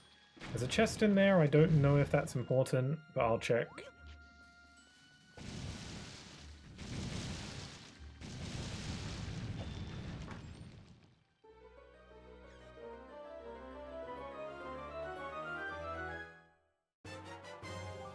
It's the compass. No, it was not important. I'll probably be fine without it. The dungeon map is good. And the compass is useful too, but it's even less necessary. God damn it. Go through here, and then around here.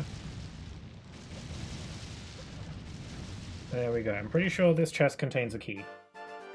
Yep, there it is. So we got the key, so let's go into this. We'll float over here.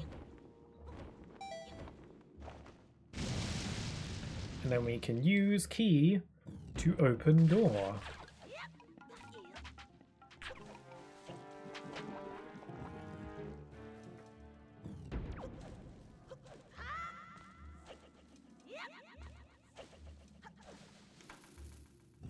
So we want to get the boomerang, which I think should be coming up.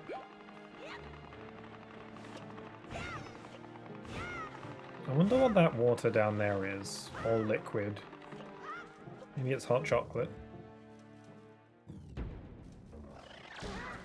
I haven't had hot chocolate since I was really little.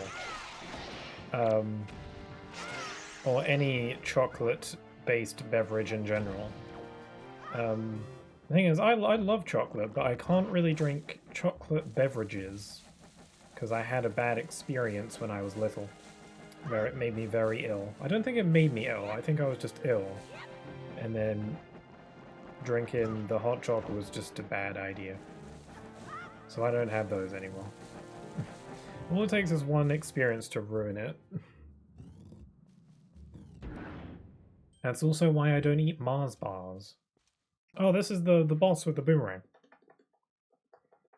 It's the beautiful winged beast.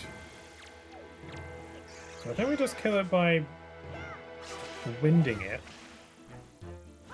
We gotta wake some winds into it. Usually how I do this fight is actually just by waiting for it to get close to me and then hitting it, or waiting for the counterattack. I think this is faster though. Just like winding it, and then hitting it. Yeah, that was way faster than how I usually do it. I usually have a little bit of a tingo tango with it, you know?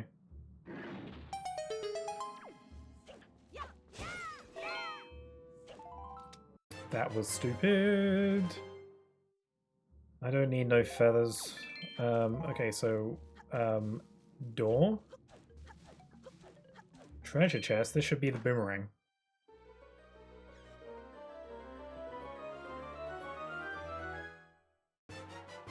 Hooray, it's yellow. It looks like a boomerang from Ty the Tasmanian Tiger. Obscure game extraordinaire. And then we gotta hit these two little lads. There we go. And then away we go. Okay, we got the boomerang, now we gotta go and find the boss key. I don't remember how to do that. But, you know, I'll figure it out.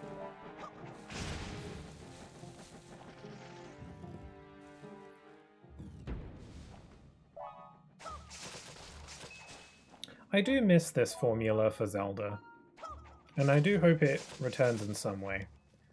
Because, you know, now we've got the... Oh, my gamepad is running low.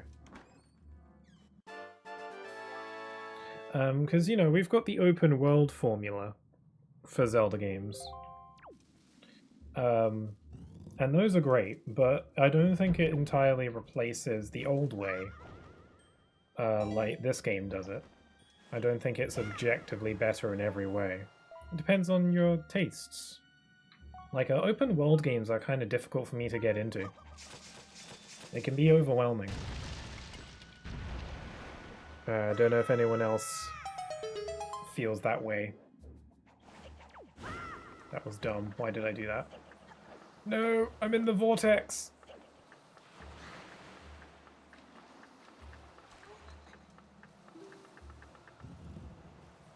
Okay, I've got my map open, so kill you.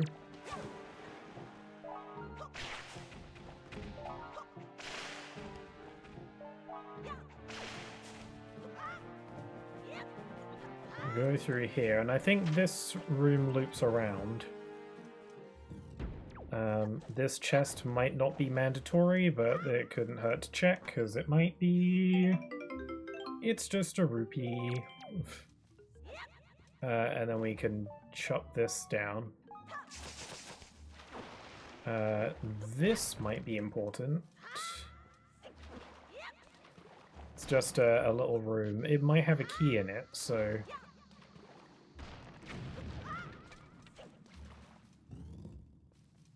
Oh god, this room. Yeah, okay, this I'm pretty sure this room is required, so... Yeah, having the boomerang just kind of speeds stuff up a bit. Because you can just kill a lot of these enemies in a single hit. Get rid of these little goobers.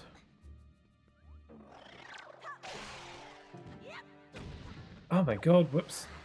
I keep doing that. I keep pressing the A button when I'm grabbing a ledge to let go because I'm trying to press the A button to roll, I guess? I don't know why I'm pressing A. I should stop pressing A.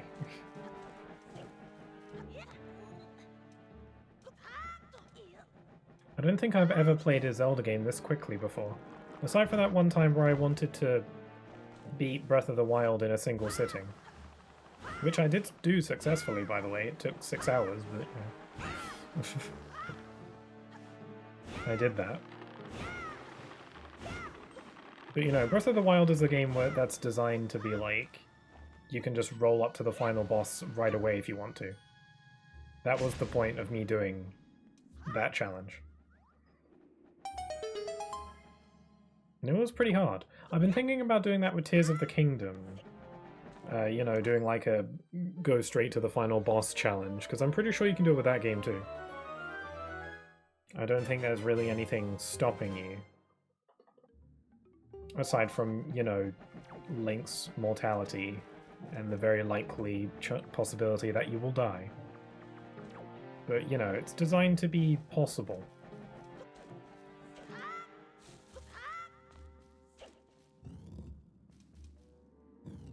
Okay, so what we gotta do now is we gotta get rid of this plant again. And then we gotta wake some winds over this way. And then watch out for the Octoroks. Okay, we just squish it, that's fine. I thought we had to just deflect its projectiles at it, but it turns out you can squish it with the flower. They're quite fragile, you know. Oh, here's the boss key. This dungeon's actually kind of short when you play it this way. I feel like this one's actually gone quicker than the first one, I'm not sure. Maybe maybe it only feels that way because the lead up to it was a bit quicker. All you really had to do was watch a cutscene. You just go into the Forest Haven, you do all that, and then just watch a cutscene about the Deku Tree talking. And then, damn it, I keep skipping over that last button there. Okay, so bop. Hit the there we go. I'm using gyro. I generally like gyro, but it's a bit annoying here.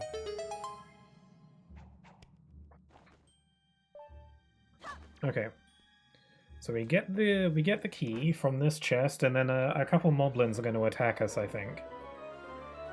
And then we got to kill them before we can leave.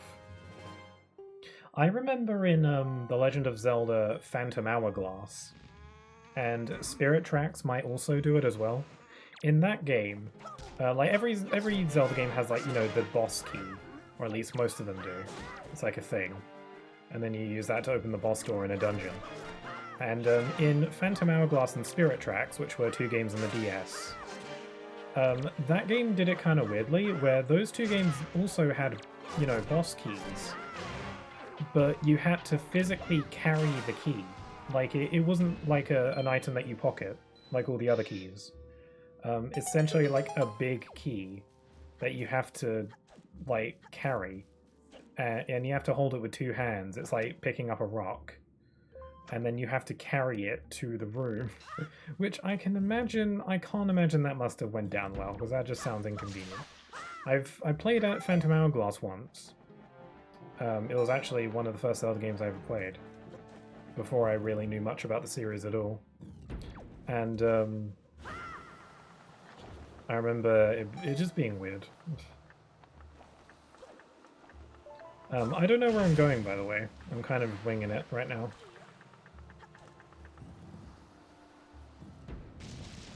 I'm assuming that if I just keep going just forward, then I'll eventually just hit the boss door.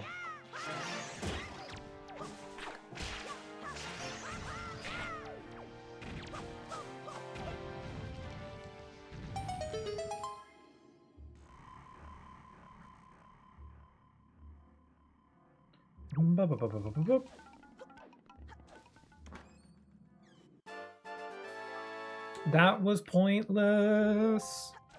I got my joy pendants. Got to get me some of those. I still have my fairy in a bottle from the last dungeon, which is like my only lifeline. Hopefully I get some hearts. I just need like 1 or 2 hearts. There we go. There's 1, and there's 2. Cool. Okay, let's go, boss. How long did that take me? I don't know. It took me about another half hour to get from Dragon Roost to this point. So I'm about, you know, the same. And then the little guy dies. Oh no. I think there's a quick way to do this boss. Oh, there's like a little trick to this boss where if you get spring water from the forest haven and dump it on this boss, it'll kill it instantly or something. But forest water only lasts for like a little bit before it like stops being good. So you gotta like go through the dungeon as quick as possible.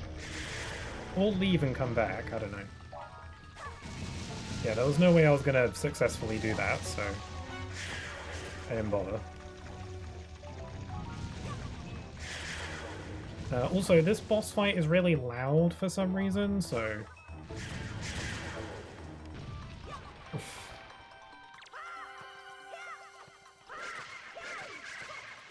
Nope. I should have exited. I missed some of my swings there. I was trying to jump attack it, because those do double damage. I will say, I do like the music in this fight.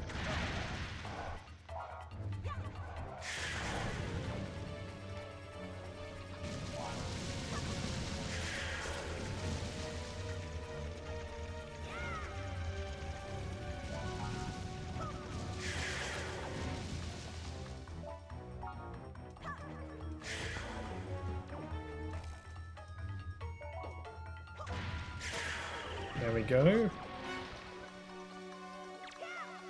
Damn it, I keep missing. Oh, did I get him? No, no, I got eaten.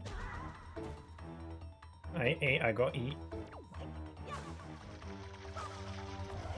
It's fine. It's probably faster to just allow myself to get consumed just for that little bit of extra damage, you know?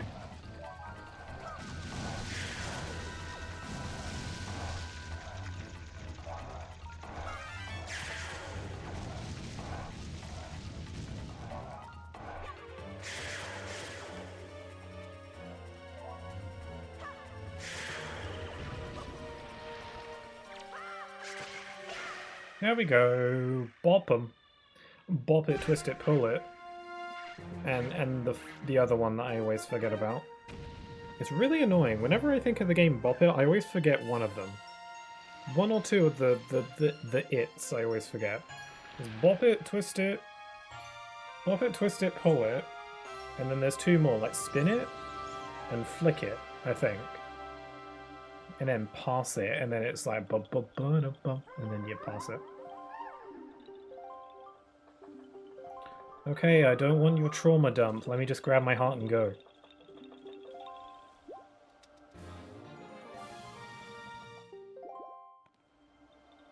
Cool. Okay, I think so I've been playing for like 2 hours now. I've been not counting my stream starting soon screen, which was like 15 minutes. The stream has been going on for 2 hours. And so 2 hours, that's essentially 1 hour per dungeon, which ain't bad. I might actually be able to get to my goal, because we do have to do the whole rigmarole with getting the pearl, and we gotta go like deal with the pirates, and then you gotta put the pearls into the statues, and then you get the dungeon. So if we're assuming that getting from dungeon to dungeon and beating the dungeon takes me about an hour, give or take, we might have to add like an extra half hour on top of that. But even then, I think it's still very doable. Because again, ideally, I'd like to beat the Tower of the Gods. I want to get to the end of the Tower of the Gods, because that's the bit I want to be at. This scene is so freaking cute. I love this scene. With the little Korok singing. Like, whoa.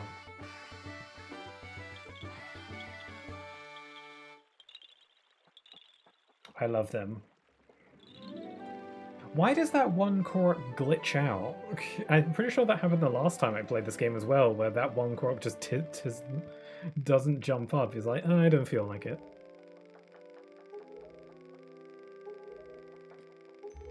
Okay, bye-bye. Koroks, I think... Also, thanks for the GG speaking. I think Koroks might be one of my favorite Zelda creatures, species, races. I don't know. They're so cute. Rito are great too. I think Rito is like a very close second. I also like the Kikwis from Skyward Sword. I think they're adorable too, because they're like little fudge people with leaves on their butts. You trying to be Wind Waker in one session? No, I'm essentially just trying to get to the halfway point. The thing is, I'm working on a video, and I need footage from a specific part of this game for that video, and I'd very much like to record it myself.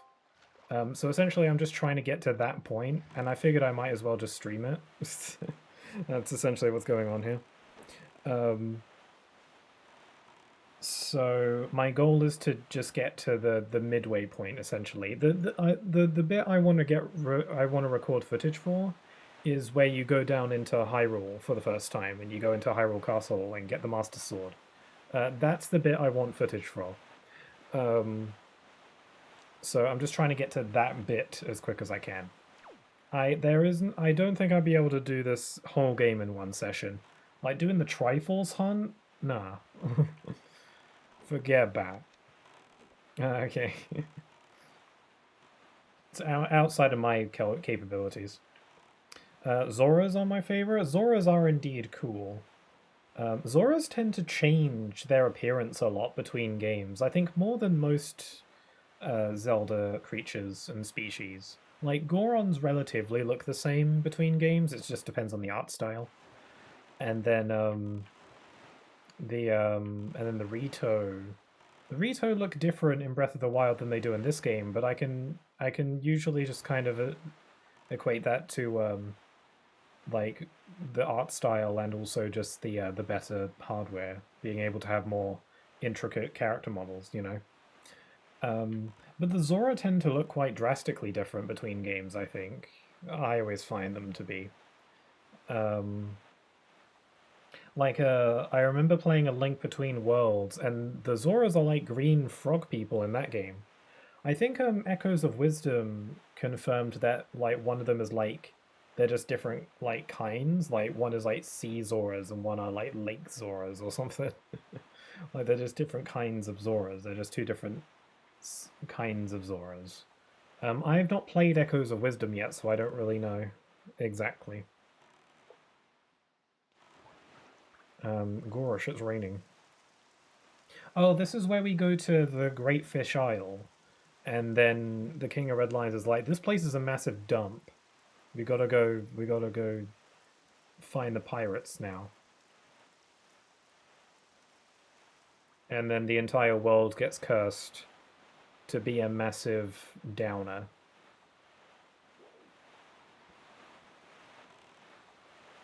We just gotta keep sailing in this direction. And then we'll be there. Because I don't have the swift sail, I need to get used to the fact that if I want to change the direction I'm sailing in, I have to change the wind manually. But even that is faster, because it doesn't play the whole song in this game. You can just, like, do it. Like, I remember on the original GameCube version, whenever you played a song on the Wind Waker, you'd play the notes, and then it would always play the scene of Link playing the song, you know, all gracefully and stuff, and it's really nice, but it does it every single time. In this game, they make it so that it only does it once, and then it just skips it for every other time you play the song. At least until you reload the game. I think if you quit the game and come back in, then it does it again, but... and yeah, that's way better. Again, it's just one of those little things where it's like, surely this version is the better one for speedrunning just because of all those little time savers. There's just little quality of life things, right? Oh, it's the daytime. Oh wow, has it been nighttime the entire time we're at the Forest Haven? I think we essentially, in universe, we did that whole dungeon in a single night. Link doesn't sleep. Sleep is for the weak.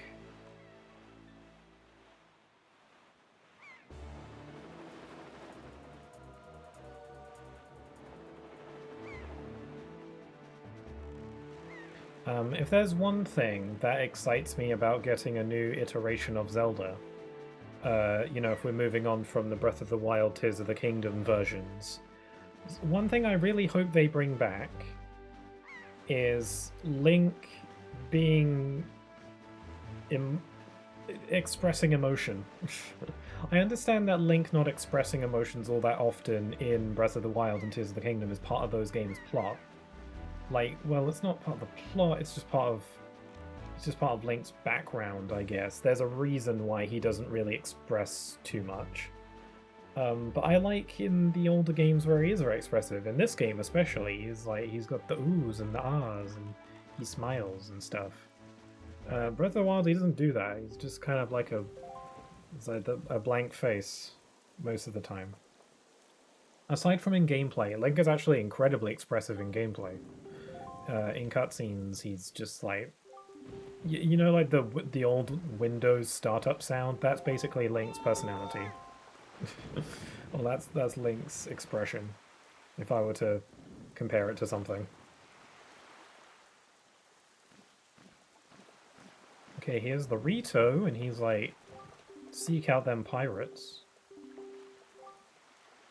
It's a good thing that I mean, it's not a good thing, but it's convenient for me that there was originally going to be a dungeon here, but it got cut in development. You were originally supposed to do a dungeon here, but they had to cut it. So that's quite fortunate for me, for the purposes of getting through this game as quick as I can, but it would have been nice to see what that dungeon would have been. Would we go into Jaboon's belly, like in Ocarina?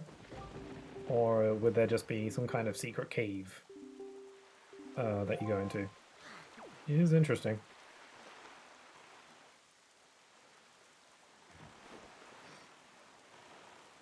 Where are we go? Oh yeah, we're going to Windfall. Yeah, so we gotta go northeast. From what I remember from watching videos on... Wait, hold on. Okay. From what I remember from watching videos on Wind Waker speedruns is, yes, this version is better for speedruns because of the upgrades to the Swift Sail and the barrier skip was found in this version. Okay, can the barrier skip not be done on GameCube? Also, I've heard of barrier skip. It was like I remember it was like a huge deal when it got discovered. Because it saves like a crap load of time. It basically enables you to do the final boss without doing the 2 last dungeons of the game. You get to skip 2 whole dungeons. And the entire Triforce quest, I think. Like, I think it skips the Triforce hunting quest as well. Which anyone who's played this game knows is an incredibly long time sink. Well, relatively speaking.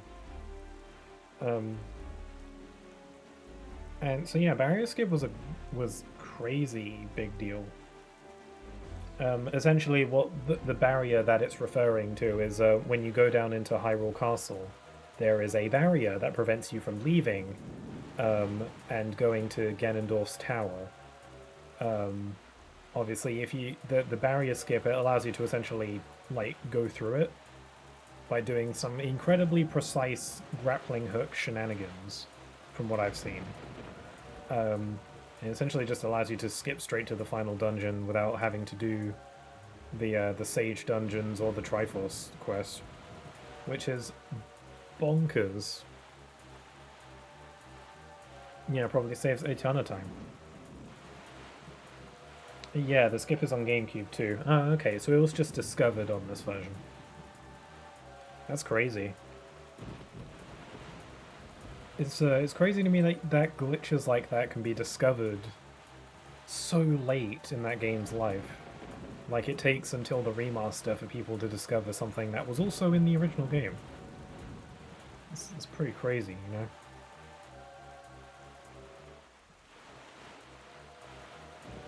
Yep, it skips all the last dungeon and Triforce Hunt.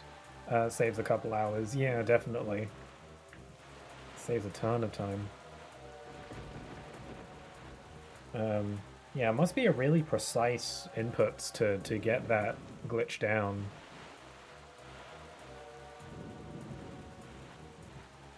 I think I remember seeing a clip once of the player who found it, who found that glitch.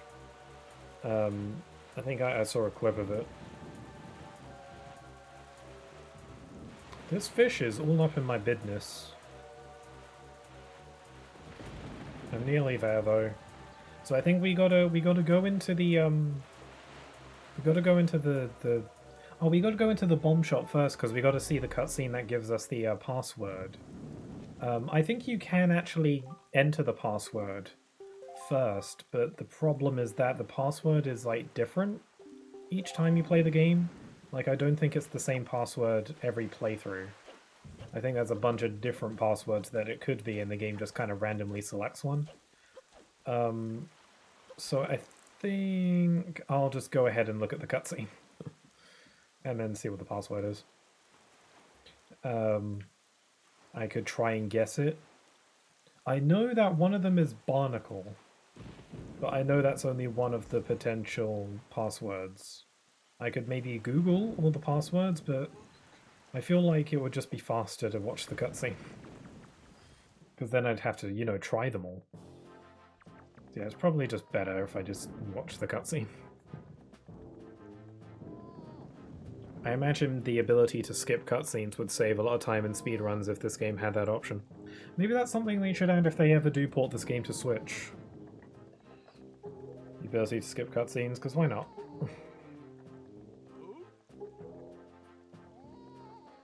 I'm gonna have a sausage.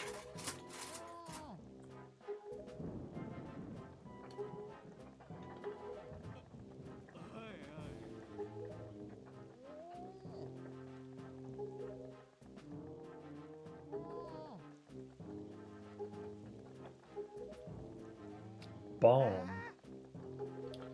Okay, so once we get the password, we'll head into the ship, and then get them. We got to do another platforming challenge, but then we got to get the bombs, and then we're off to Outset, and then we get the pearl, and then we put the pearls in the things, and then the dungeon shows up.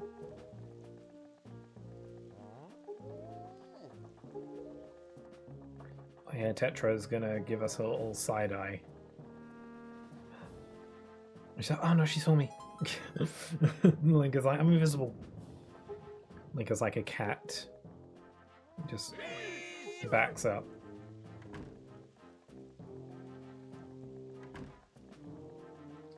Today's password.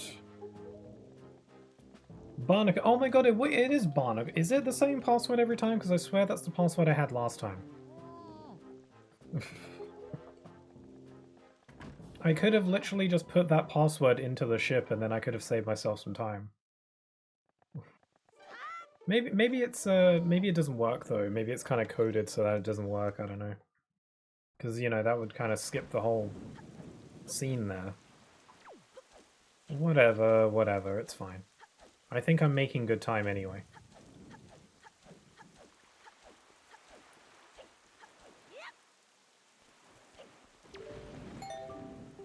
The ship's tooth. Oh, he gives you a hint and everything, so I could have maybe figured it out from that. Oh well, you live and you learn.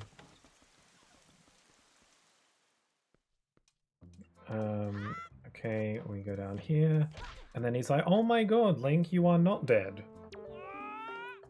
And then he's like, "Here, let's do some platforming." And I'm like, "How about I don't and say I did?"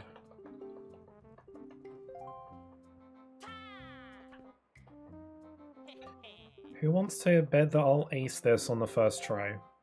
Bear in mind that I'm trying to rush it.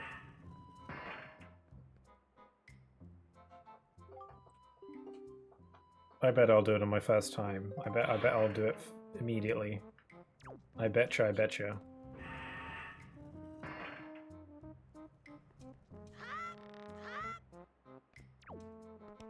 Okay, that was a bit of a rough start, but it's fine. Can I make that? Yeah, there we go. Hey, okay. That was fine. I planned for that. I get this one? There we go. The depth is a bit difficult to perceive. And then I'm gonna slide down here. And then we go here. We swing a little bit. Just one more just in case for luck. And there we go. Aced it. And I did that like semi-quickly.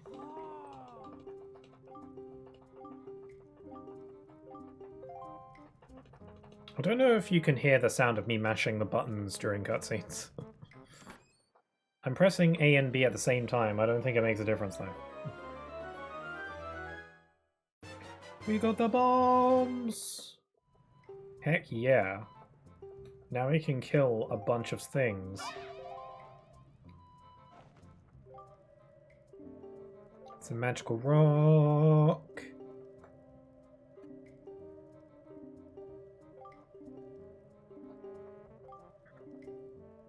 Thank you, Tetra, for telling us the exact coordinates of where we need to go. Tetra's really cool. It's a shame. There seems to be a bit of a trend in some of the Zelda games of Zelda losing all personality at a certain point. Like, I think Zelda or Tetra becomes significantly less interesting when she becomes Zelda, mainly because she's just gone for the rest of the game.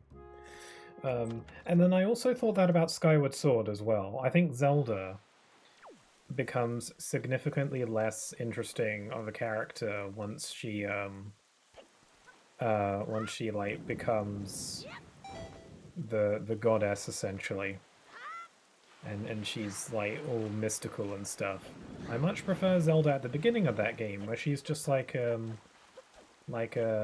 fun childhood friend of yours, and she's sweet and she's got attitude. But then later in that game, she gets all serious and stuff, and I'm like, loosen up a bit, please. Anyway, I forgot where the island is. That's the wrong song. I'm pretty sure, like, I had to go northeast to get here, so I'll go southwest to get back. Like Great Fish... No, wait, we're going to Outset, not Great Fish Isle. I'm stupid. Oh my god, Outset Isle is like 50 billion light years away.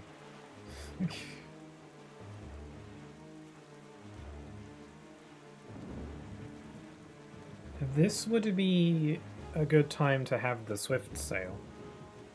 I mean, Windfall is right there. I could get the Swift Sail now. But I'm already kind of going now, so... I'm pretty sure I have enough rupees for it. And maybe the auction wouldn't eat up that much time. And yet, the more I think about if I should go get it or not, the farther away I am, so... Oh well. I guess I'm just dealing without them. Maybe if I wasn't spending so much time thinking about going there instead of not going there.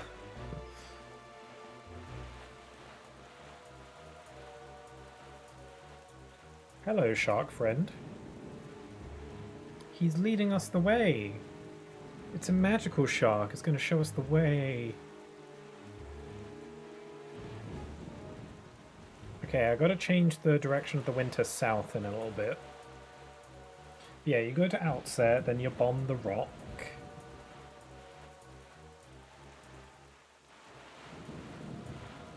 It's been about 25 minutes, or about 30 minutes since I beat the last dungeon, so I'm kind of on schedule, more or less.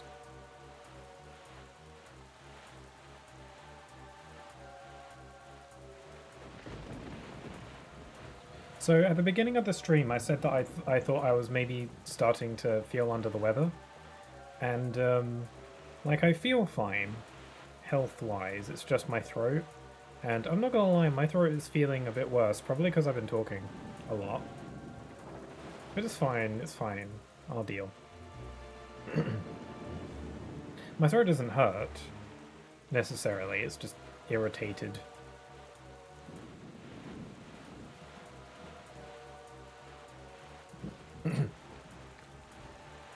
Maybe I need some soothing, something soothing to drink. I've got water, I'll drink some water.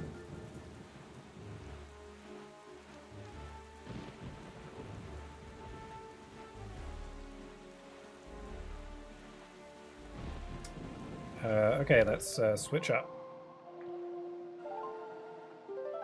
Man, I haven't had to manually change the wind direction when playing this game for so long. At least when sailing, because the Swift Sail does it automatically. It's a magic sail. It's a magic sail that renders the Wind Waker useless. I mean, it doesn't, but it'd be funny if that were the case.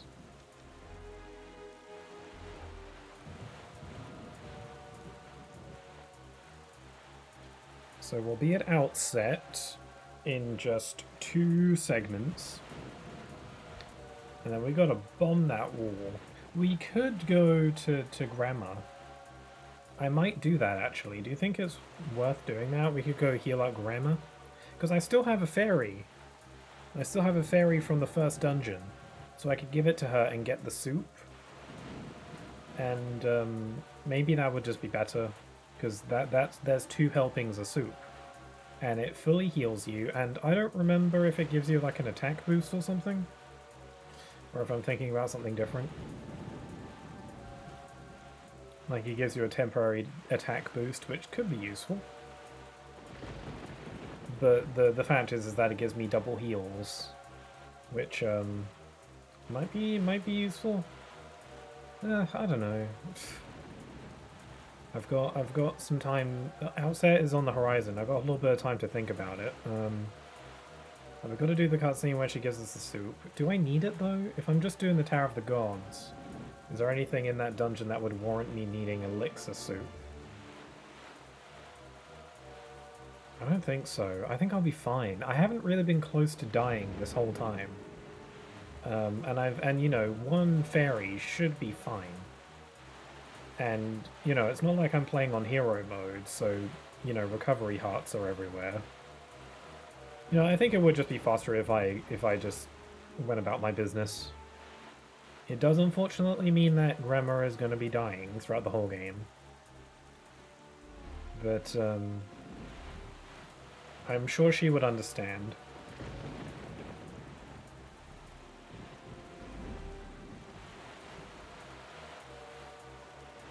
I'm sure she's not dying. Well, I don't know. She's ill.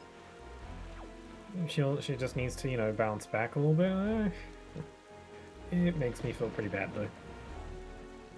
Anyway, we just gotta, you know, like swap all around to the back of the island. And then shoot that stone. Shoot it.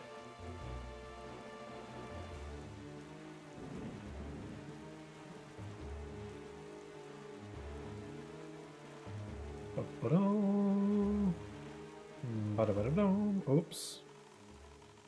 Thank you for teleporting me to the dock. Have you not noticed, Link? There's a curse, blah blah blah blah blah. Might be a bad idea for you. Go speak with Jaboon. Let's just go now. I said, oh, are you not gonna let me? Oh, are you literally not gonna let me go until... Oh, weird. Okay. Well, I guess if I'm forced to go see her, then I might as well give her the fairy. I didn't realize that he actually doesn't let you go to the pearl. Interesting. Because I always do it. Every time I play this game, I always just go. And no questions asked. I always go see Grandma and give her the fairy. So I didn't realize that they make you... like, you don't have to give her the fairy, but you do have to go see her. Just so that the game can be like, hey, she's dying, feel bad about it. But I got a fairy, so it's fine.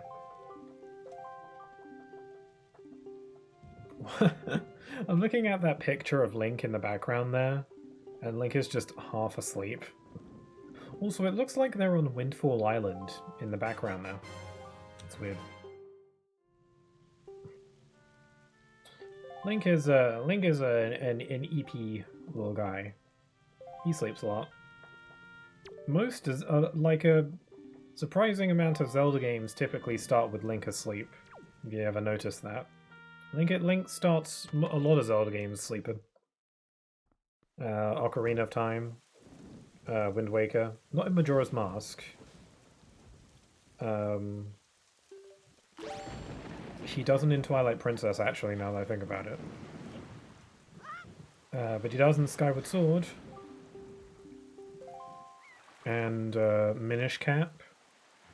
A Link to the Past, A Link Between Worlds as well. I've still never played A Link to the Past. It's on my to-do list. I played A Link Between Worlds, though. That's another game that I want to be ported. Okay, we've got a cannon. Let's shoot this. Except my aiming is awful, and the frame rate does not enjoy the whirlpool.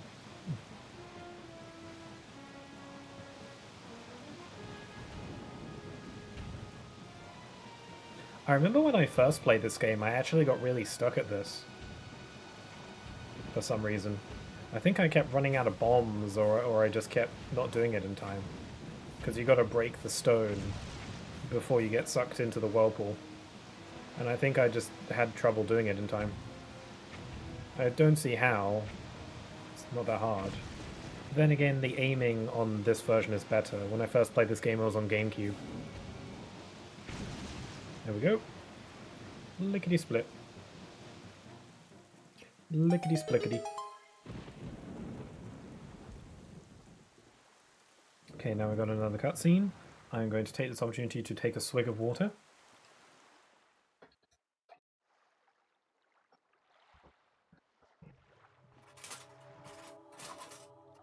I'm going to have a sausage. Nom. And then there's a big fish.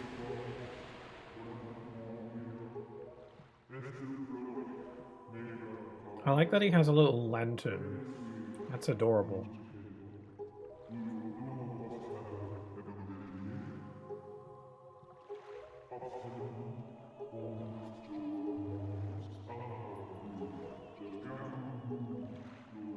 It's like, here, look at my shiny light thing. Bleh.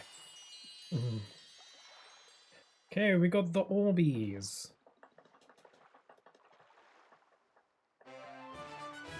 Hooray, we got Nehru's Pearl. Now we just gotta plug them into the slots, and then tower appears. And then I may have time to do the tower. I've got the time.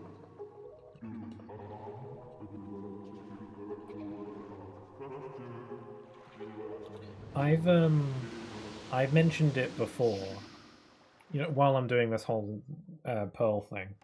I've mentioned it before, but this game's story is a story that I've grown to appreciate more and more as I get older, especially in recent years. A trope, well, it's not really a trope, it's more like a subversion of a trope, if anything. One thing that I really like that some games or stories do is when they subvert the usual chosen one kind of story. Because Legend of Zelda is a lot of that. Like, usually Link is, like, chosen by gods or whatever, or he's, like, destined to do this and that, and he's usually predetermined. It's like fate and whatever. I appreciate it when games... Not so much when games just don't have that. Not to say that I don't like chosen one stories. It's fine. But it's not just when stories don't have that, it's when stories actively go out of their way to do the opposite of that. And this is one of those games, because what I like about this game is that this game kind of... it implies that Link in this game was not destined to do anything. Like, he wasn't chosen for anything. He has no blood connection to the Hero of Time. He's just a regular little child who happened to wear green on his birthday that one time and is, like, decently good with a sword. you know, the way Zelda works is that there's like a curse that makes it so that Link and Zelda have to fight some evil entity. But this game takes place in a timeline where the hero of time wasn't around to save them from a disaster um, due to time travel shenanigans. Um, but you know, Link in this game is just an ordinary child. He's not like he wasn't chosen, and um, he isn't like anyone important really. And you know, the King of Red Lions even says that he has no, you know, connection to the original Hero of Time. He's just another child, but he takes him under his wing just because he demonstrated a bit of courage, and that was all it really took. Um, like all Link wanted to do was save his sister. Um, Everything that Link accomplishes on his journey is completely his own doing. There is no like predestined fate that makes any of this happen. He does it all on his own. Well, not all on his own. He gets help, obviously, but like in games like Skyward Sword, one thing about Skyward Sword, on as well as the fact that that game is just designed to be very linear, everything about Skyward Sword feels less compelling because, as much as I love Skyward Sword and its story, it feels less compelling because it feels like one of those kind of plots where everything is fated to happen. Like everything that Link goes through is set up for him to accomplish and triumph. But this game isn't like that. There is nothing in this game that implies that there's any sort of like prophecy that Link is fulfilling. He's an ordinary child who wanted to save his sister one day, and then he gets roped into something, and everything he accomplishes is his own doing. All it took was just a little bit of courage at the beginning, and then that sets everything off. And I like that. I like that sort of. Oh, I just completely went past the island I'm supposed to be going to. I'm supposed to be going over there. And I just really like that. I think it's cool when games do that. Again, I don't mind a little chosen one spice here and there. But it's interesting when they go out of their way to do the opposite of it. Another like game that does that is Kingdom Hearts 1, where throughout the whole game, when Sora gets the Keyblade at the beginning, everyone tells him that he's like the Keyblade Master. He was chosen by the Keyblade and blah blah blah blah blah. And then it's later in the game where you learn that that's not true. He was not chosen at all. It was an accident. And then he loses the Keyblade for a bit because of that. But he is able to win it back by just kind of proving that he is worthy of it on his own. So that's another instance where, you know, he didn't do things because he was chosen for it. He accomplished things because he was able to work hard at it and grow to be worthy on his own. And I think that's cool. I like that sort of thing. Sorry for that little yap session there. I like that sort of thing. It's cool. It's cool. It's nice.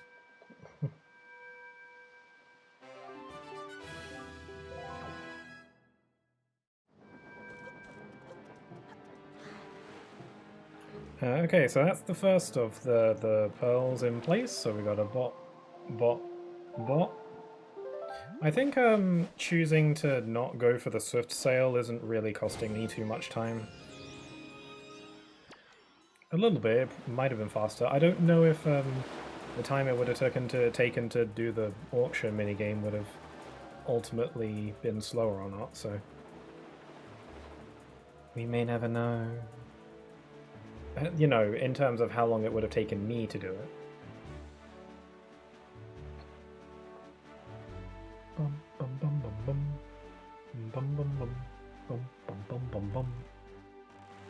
It's interesting that when making the HD version, like a big complaint with the original game was how slow sailing can be.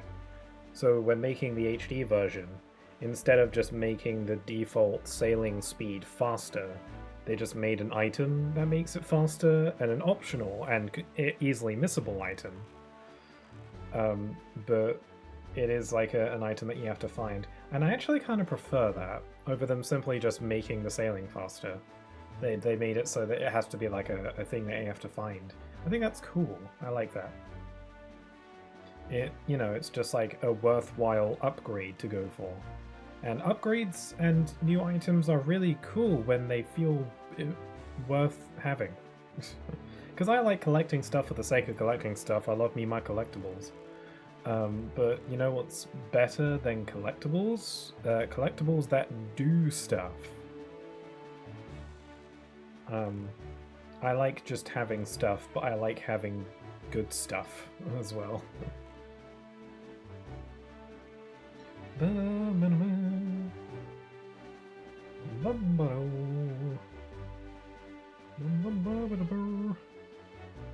I can see the island a little bit in the distance there.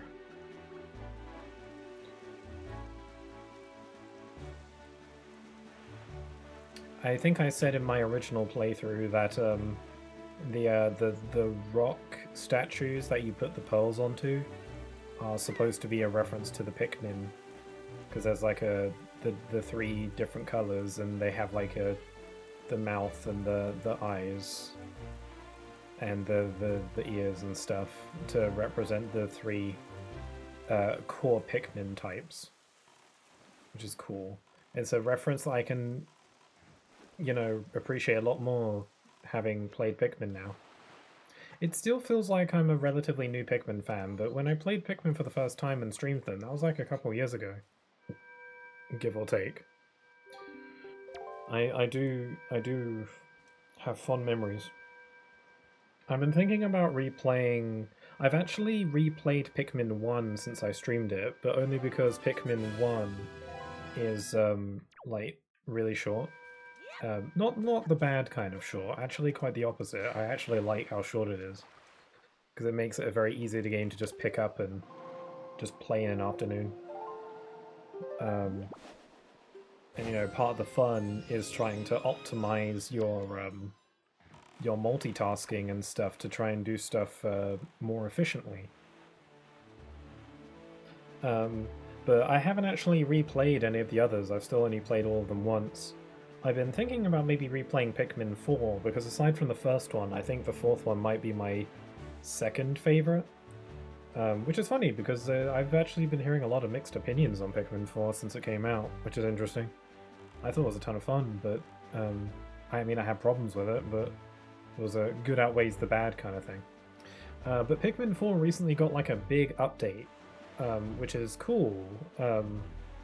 A lot of people wanted a Switch 2 edition of it, but I guess we're either getting an update and a Switch 2 edition, or no Switch 2 edition and just the update. It would be weird.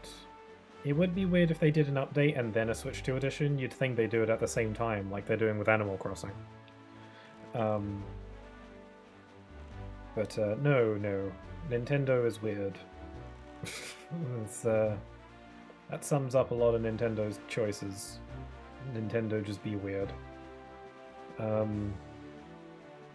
Yeah, so it feels like logically we're not getting a Switch 2 edition, but who knows at this point.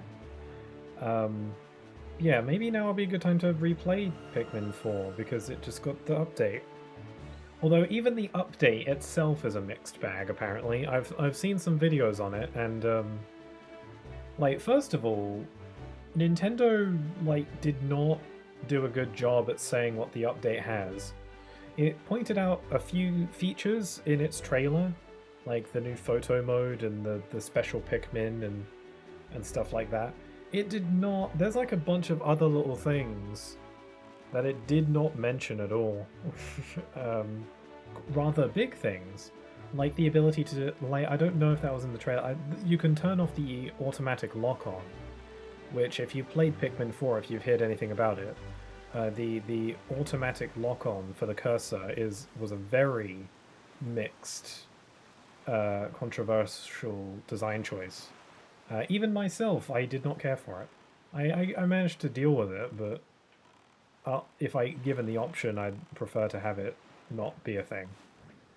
It basically makes it so that your cursor would automatically lock onto targets for you to throw Pikmin at, when in previous games there is like a manual lock-on toggle, but otherwise you just, you know, it's more like a free aim.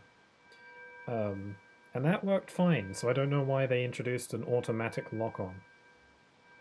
So that your cursor just automatically locks onto things. Because there is like a manual lock-on as well, so I don't get the point.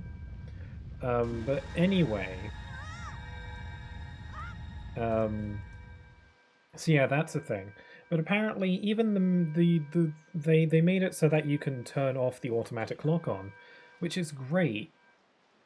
If it wasn't for the fact that it also has a bit of a flaw, where apparently the automatic lock-on, even if you have the automatic lock-on still turned off, it's still in place while you're throwing Pikmin.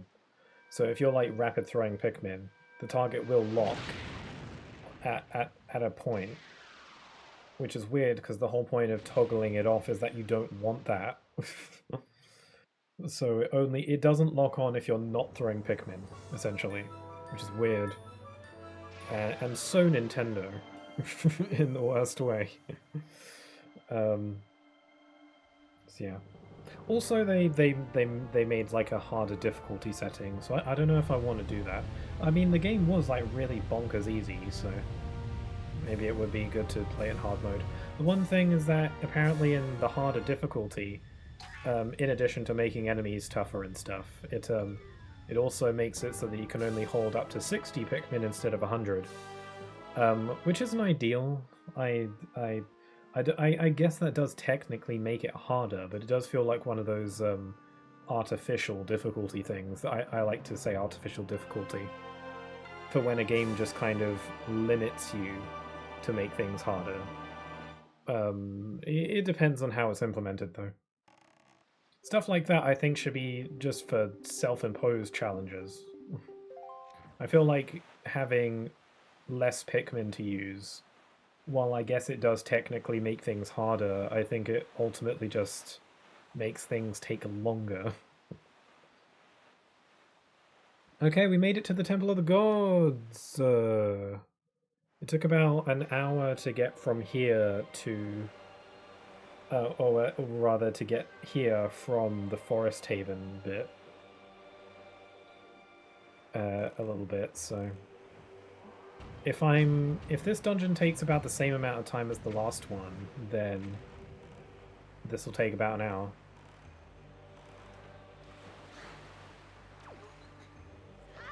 So we'll see how that goes.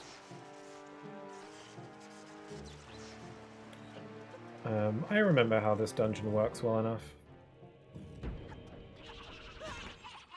I'm on fire. Ignore that. Oh my god! Oh man, I was kind of hoping it would be right in the frame. I just got the compass. That is pointless.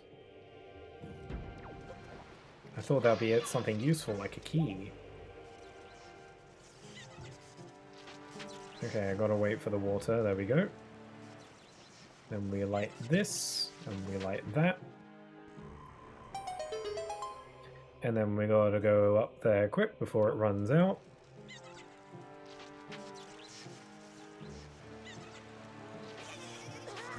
Oh my. Go away! There we go. This has got to be a key, right? What's up? Oh. Are you for real? Oh man, I just wasted my time coming over here. That sucks. Not a great way to start the dungeon. Now Link is angry. Oh, I can apparently talk to the King of Red Lions through the door. Or through the wall. Okay, well let's cruise over here instead. Let's go down here. I gotta hope that the water levels cooperate with me.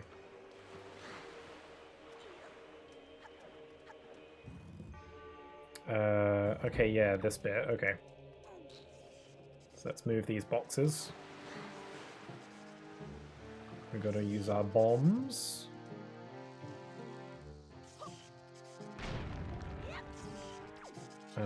I'm pretty sure one of these has a key or something.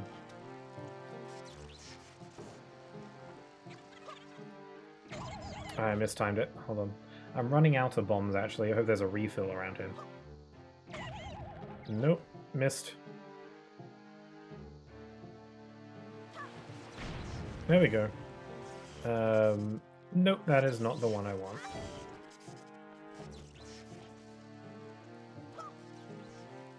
Crap. Okay, let me plop a bomb here. Hopefully the blast doesn't get me. Cool. Okay, bombs and hearts, cool. This has got to be a key. No! God, wow, I'm going into all the rooms that don't matter. I mean, the dungeon map is useful, I guess, but I don't need it. I have a decent mental map of this dungeon, so... It's not... I would prefer a key. I guess I have to go down this way first.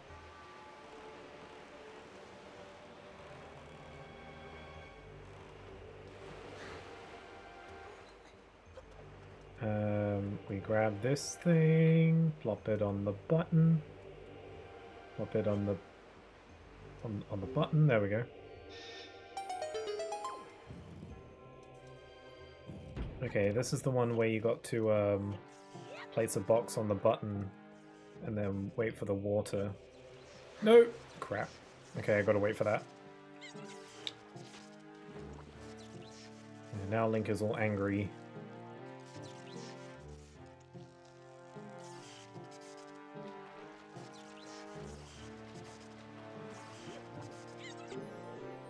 It creates the Rainbow Road. I don't think I can really make it up there in time before the water level rises again. But I'll try it anyway, because why not? No, damn it. I can't Deku Leaf over there, can I? No, I don't think I can make that. I really want to try, but I also don't want to waste time.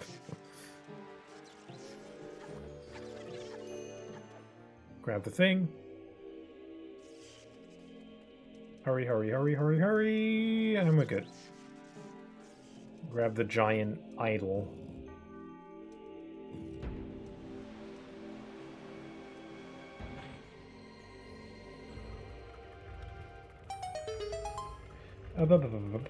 I haven't saved like this whole time. What if my game crashes or something?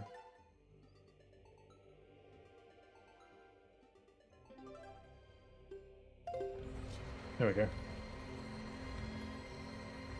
Okay, now we gotta go down there. We still don't even have a single key.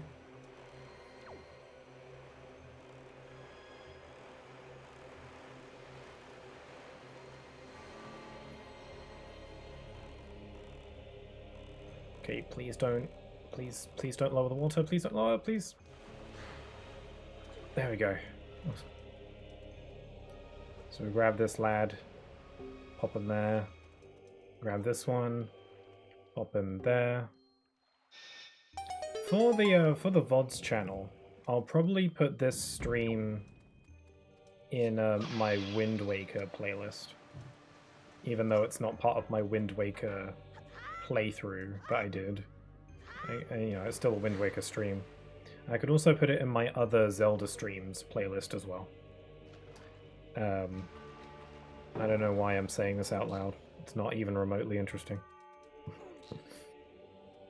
I find it interesting, but that says a lot about me, doesn't it?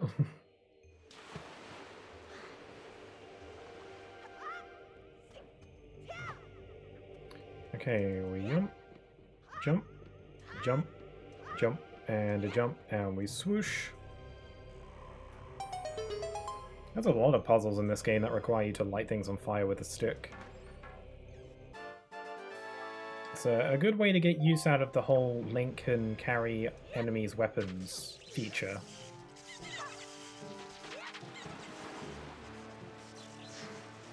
This was like Breath of the Wild's weapons before it was a thing. This game doesn't really utilize it much for fighting, though. Generally speaking, using enemies' weapons to fight is not really the best way to go about things. You're much better off just using your sword. Do I have a key for the door? Because I don't know what else to do now. Oh, I do have a key. Okay, cool. I just completely didn't take in what I got from that room. But yeah, using enemies' weapons for combat in this game is not generally the best. You're better off just using your own sword. You can do a hell of a lot more with it. That would be nice, though, if like the enemies' weapons had a bit more oomph to them. Because all you can really do is just like a basic swing. Just one simple hya, and that's it. Like, fair enough if they want to be slower because they're bigger. That's fine. There's got to be a trade-off. But, you know, this game does use the ability to hold enemies' weapons, but mainly for puzzles. Which I guess is a good way to go about it.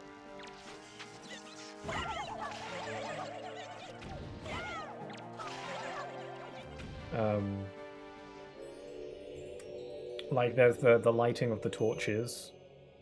The fact at the beginning of the game in the Forsaken Fortress when you don't have your sword.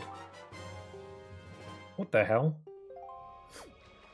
Oh, I never picked up the Chew Jelly before, so it just played the, like, you got an item scene in the water, but Link doesn't have an animation for that. That's so weird. I've never seen that before.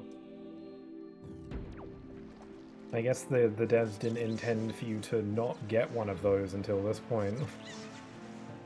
That's funny. I thought that they would just, like, not play the item get thing.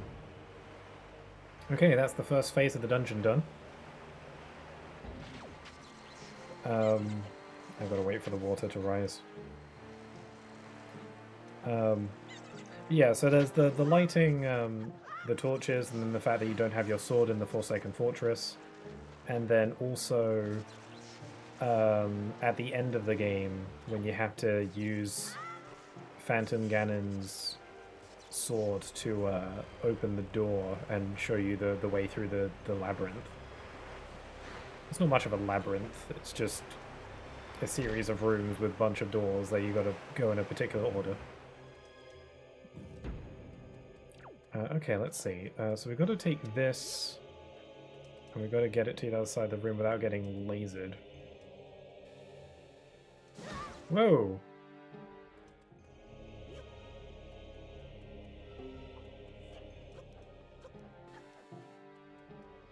Now, which way is it spinning? Oh, it's spinning that away. I just got to stay out of its line of... Oh, you arse! Stop it! Stop it! Also, that thing ganked my money.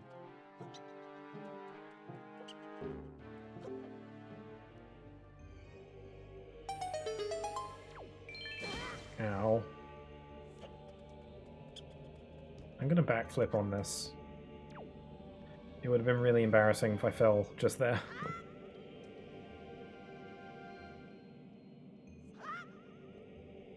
I think I'm on track. I think at the pace I'm currently going, I should be able to get to the to my goal in a good amount of time. My streams tend to be anywhere between 3 to 5 hours, depending on how I feel and what the game is and how long I want to stream for. That's the general kind of average time. And I've been streaming for about 3 hours now, so that's like my minimum, generally. So, you know, I'm good to keep going for a bit. Like, my throat is starting to irritate more, but I don't feel too tired. So I'm good. I'm good. I am ultimately glad that I decided to stream this process instead of just doing it. I'm sorry if this makes for a pretty boring stream, because I'm just playing a game real quick and just talking. You could view this as more of a podcast of me just saying random, probably uninteresting things. It's bound to interest someone. I'm glad I decided to stream this just because, I don't know, it would feel more painful if I was just doing it on my own. Just off stream, just, you know, just doing it, where I'm just rushing. I'm like, ugh. It's not like I dislike playing this game or anything, but I don't like playing games fast and trying to get to a certain point. At least doing it on stream, it motivates me to do it. Oh my god, those things died. Oh. Silly. Okay, little friend. Get in position.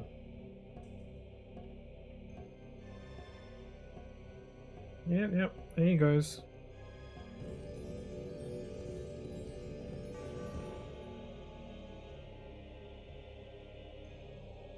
Okay.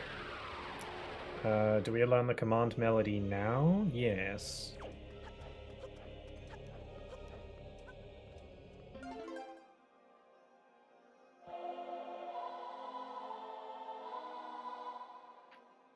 Boom, boom, boom, boom.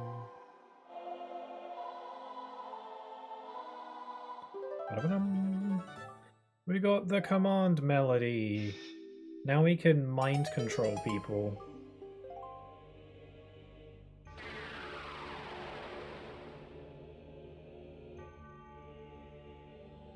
I wonder if the command melody... The command melody seemingly works on anybody, though, because later in the game, you're able to, like, possess Makar and Medley in their dungeons. So I wonder if Link could just possess anybody.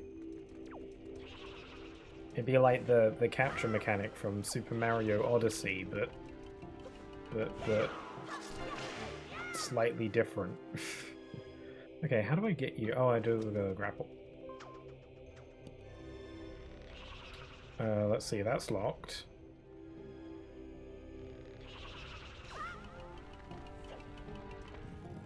And yeah, we got a command melody. This guy, step on the button. I think I need to be the one to step on the button, actually, because I can just grapple over. Also, this is one of those rare instances where Link actually does say words, because he says, come on. It's cute. He says it in his little baby voice.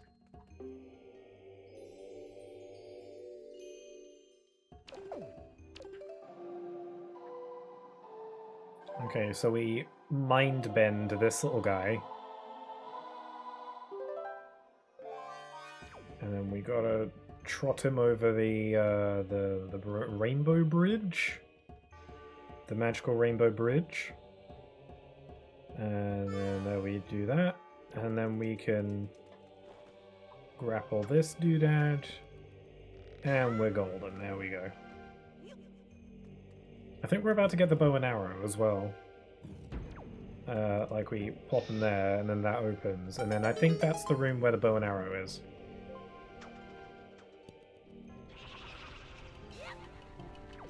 Nice. One swift swing. Yeah, this is the mini boss.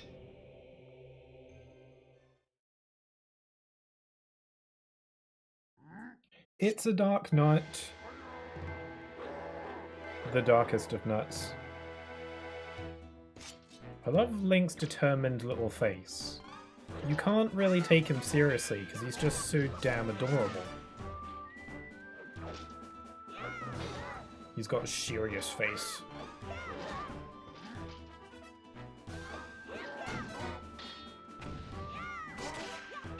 Once again, in my attempts to play fast, I'm playing terribly.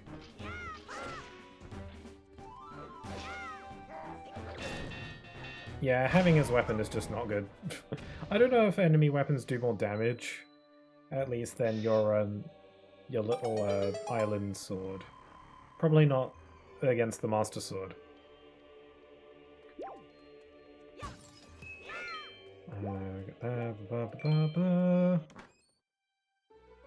And yeah, this will be the bow and arrow.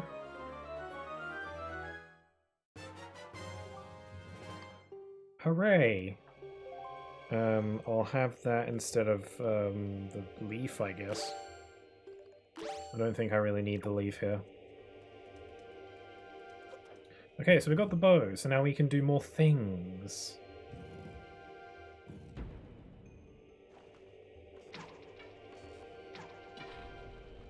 like hitting eyeballs. Zelda games have a lot of eyeball hitting, don't they?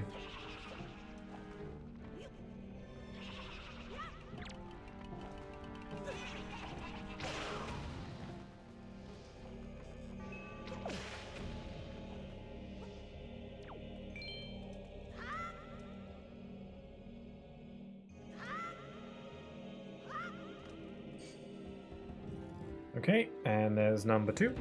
I think it's just these 2, right? And then we go. There might be one more actually. Oh yeah, there is one more, and then it takes us up.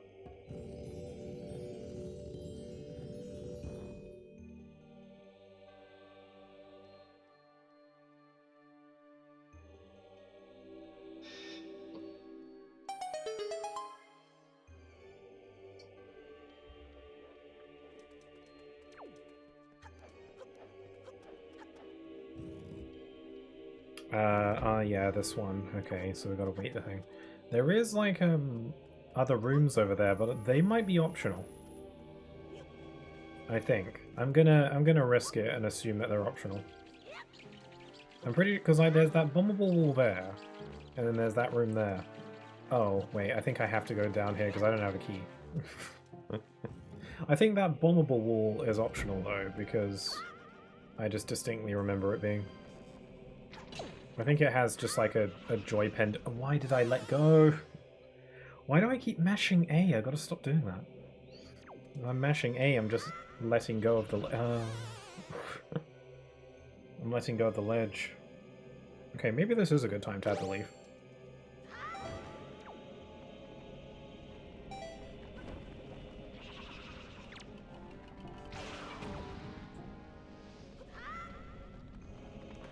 And then is this a key? It sure is. I think there's another chest in this room over there, but I think that might be optional. So let's just go. I'm gonna risk it and assume it's optional.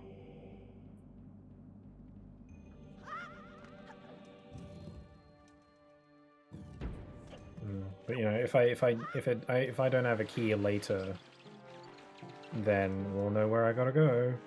I highly doubt they'd put 2 keys in the same room though. It's unlikely. Not impossible, but unlikely.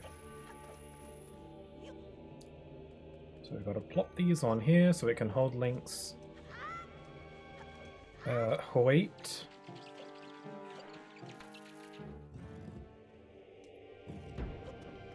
Okay, and then we gotta leaf over this thing. And then come on.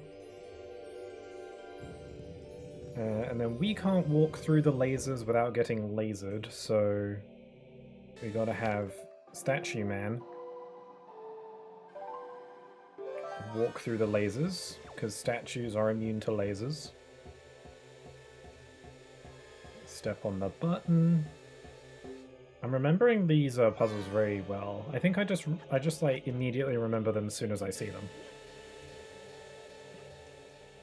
It's not like I know this game like the back of my hand. Okay, so let's throw this thing here.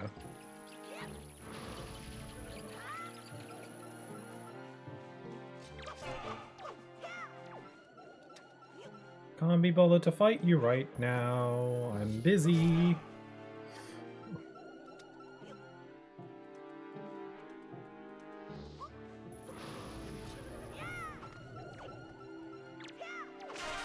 There we go, get you out of the way.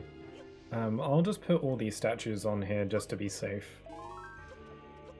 3 might do it, but it's better to be safe. That stone statue thing looks heavy.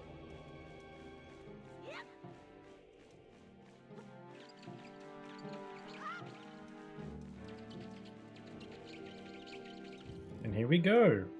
Statue number 3. Then it sends us up. And then I think we've got... I don't really remember what the next few rooms are. We don't have the boss key yet, so we've got to get the boss key. I don't remember how you get the boss key in this dungeon.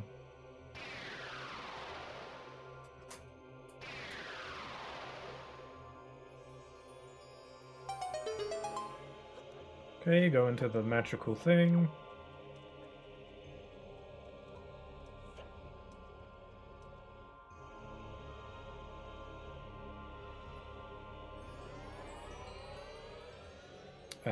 Right, now we're here.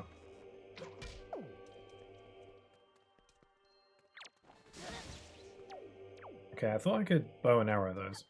Right, I gotta get these things. But they're probably gonna come alive and attack me, I think? No? Wrong? Okay, never mind. I remember them coming alive. Oh, there's the boss key. It's locked behind a very unremarkable 3-button puzzle, so that's probably why I didn't remember it.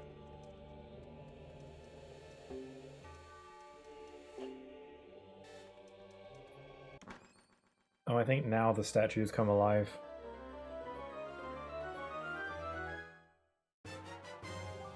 I got the big key! Okay, I'm just going to ignore you. Bye. Oh crap, I can't leave. Okay, I guess I do have to kill you. Sucks for you. Trying to do a spin attack there. There we go. Okay, open sesame. Okay, I think this is the last room.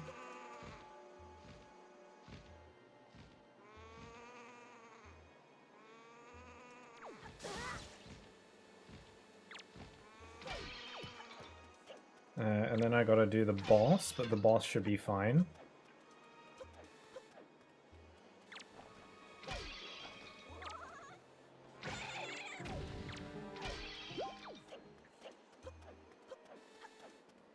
And then I think there's a fairy in one of these, but I don't need it because I've still got my double helping of grammar soup. Alright, how long did that take me? Huh, okay. I don't know. I forgot what time it was when I started this dungeon. I don't think that took me that long at all. I remember these dungeons being longer, but I guess I'm not used to playing them quickly like this.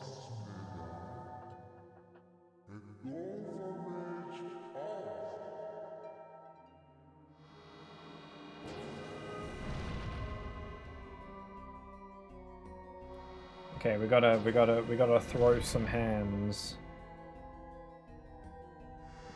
Or kill some hands.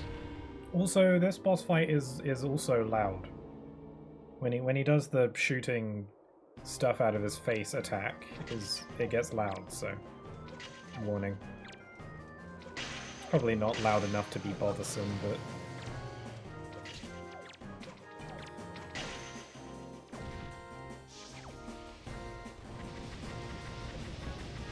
oh, it's not that loud actually. It just looks really crazy.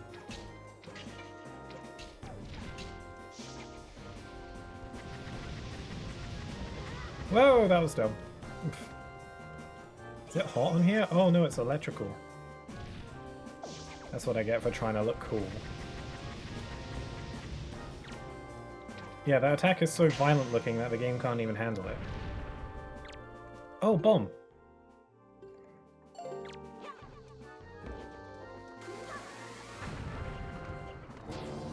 Okay, I think we're just gonna do that a couple more times.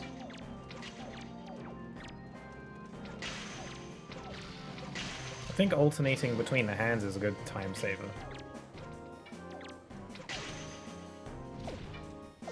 Also, I'm running out of arrows. He spits out more arrows if you lose them, so how very accommodating.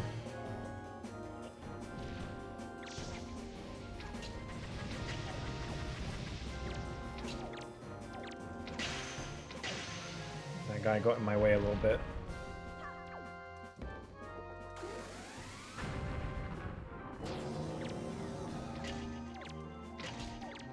Lots of hand enemies in Nintendo games. Especially in Zelda.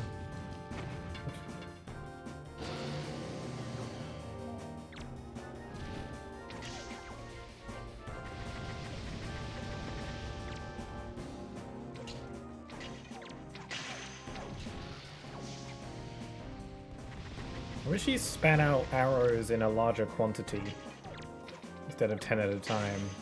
That would help. But, you know, he is supposed to be fighting me, though, so can't give me too much help. Okay, I think it's just the 3, rule of 3. There we go. Easy peasy, no problem.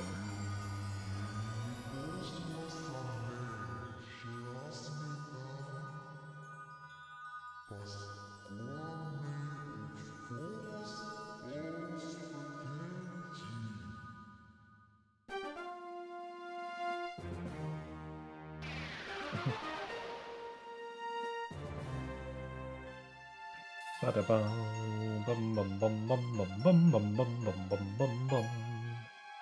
Bum ba da bum. And he sneezes out a heart for me. Yummy delicious. I don't think I want to be touching this.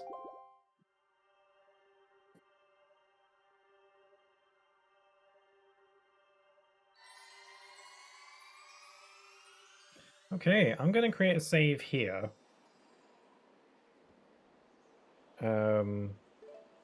Because I reached my goal. That was basically my goal, was to get here, and I wasn't sure if I'd do it in time. It took me about 3.5 hours. Maybe like 3:15, I don't know. Not bad. I wasn't sure if I'd actually get here in the space of a single stream. I did not have confidence in myself, but I did it. There we go. Now I just got to work on speedrunning the whole game. I'm joking. I'm not really a speedrunner. And then the magical thing opens.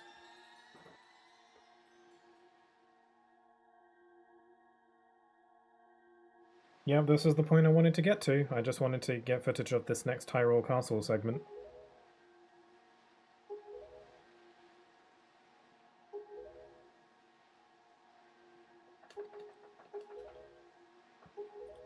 Are you ready, Link? Yup.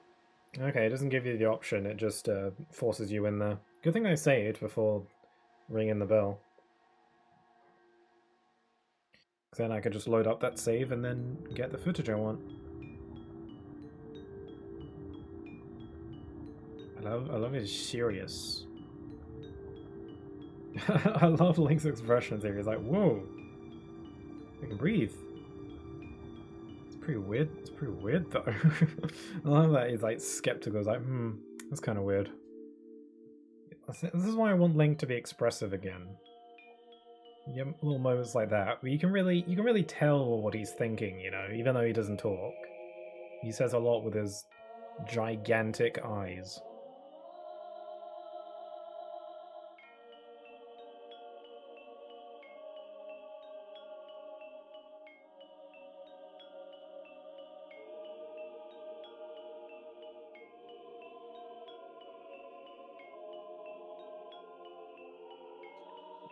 It's pretty gloomy.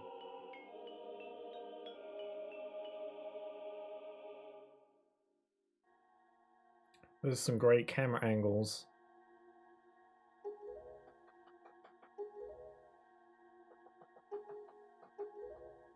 I love how all the color here is completely muted except for Link and the King. So cool. Alright, well, I reached my goal, so I guess I'm done. I'm done for the day. I guess I didn't think I would get to this point this soon, but I did it. So yeah, I guess I'm all good. I'm starting to feel a little bit more under the weather. My throat is starting to be irritated a bit more. Probably speaking this whole time does not help, but yeah, it is what it is. So I might not be able to stream on Sunday if I'm not feeling well enough for it. I'll try though. But speaking of which, thank you all for watching. If you were watching on the VOD, that is, I appreciate you very much for that. If you did, you did. I'll be streaming next on Sunday, hopefully, if I'm feeling well enough. I'm hoping that I don't feel worse, because like this kind of like I don't feel that bad aside from my throat being a little bit iffy, but It's usually like how it starts, and then it just gets worse. So, hopefully, I'll be streaming next on Sunday for some more Super Mario Galaxy. We'll be heading into the post game of Galaxy 2, which is cool because I haven't done that in so long. And it'll be fun to do. And then next week I'll be streaming something new. I'll be starting up a new playthrough next week. I was going to do that this week, but you know, I changed plans and stuff. But thanks again for joining me. I guess I'll wrap it up here. I don't think there's anything else I need to do or say, so I guess that's where I'm ending it for today. So, with all that being said, I hope you'll have a wonderful rest of your day. Stay safe, and I hope to see you all again very soon. Take care. Bye bye.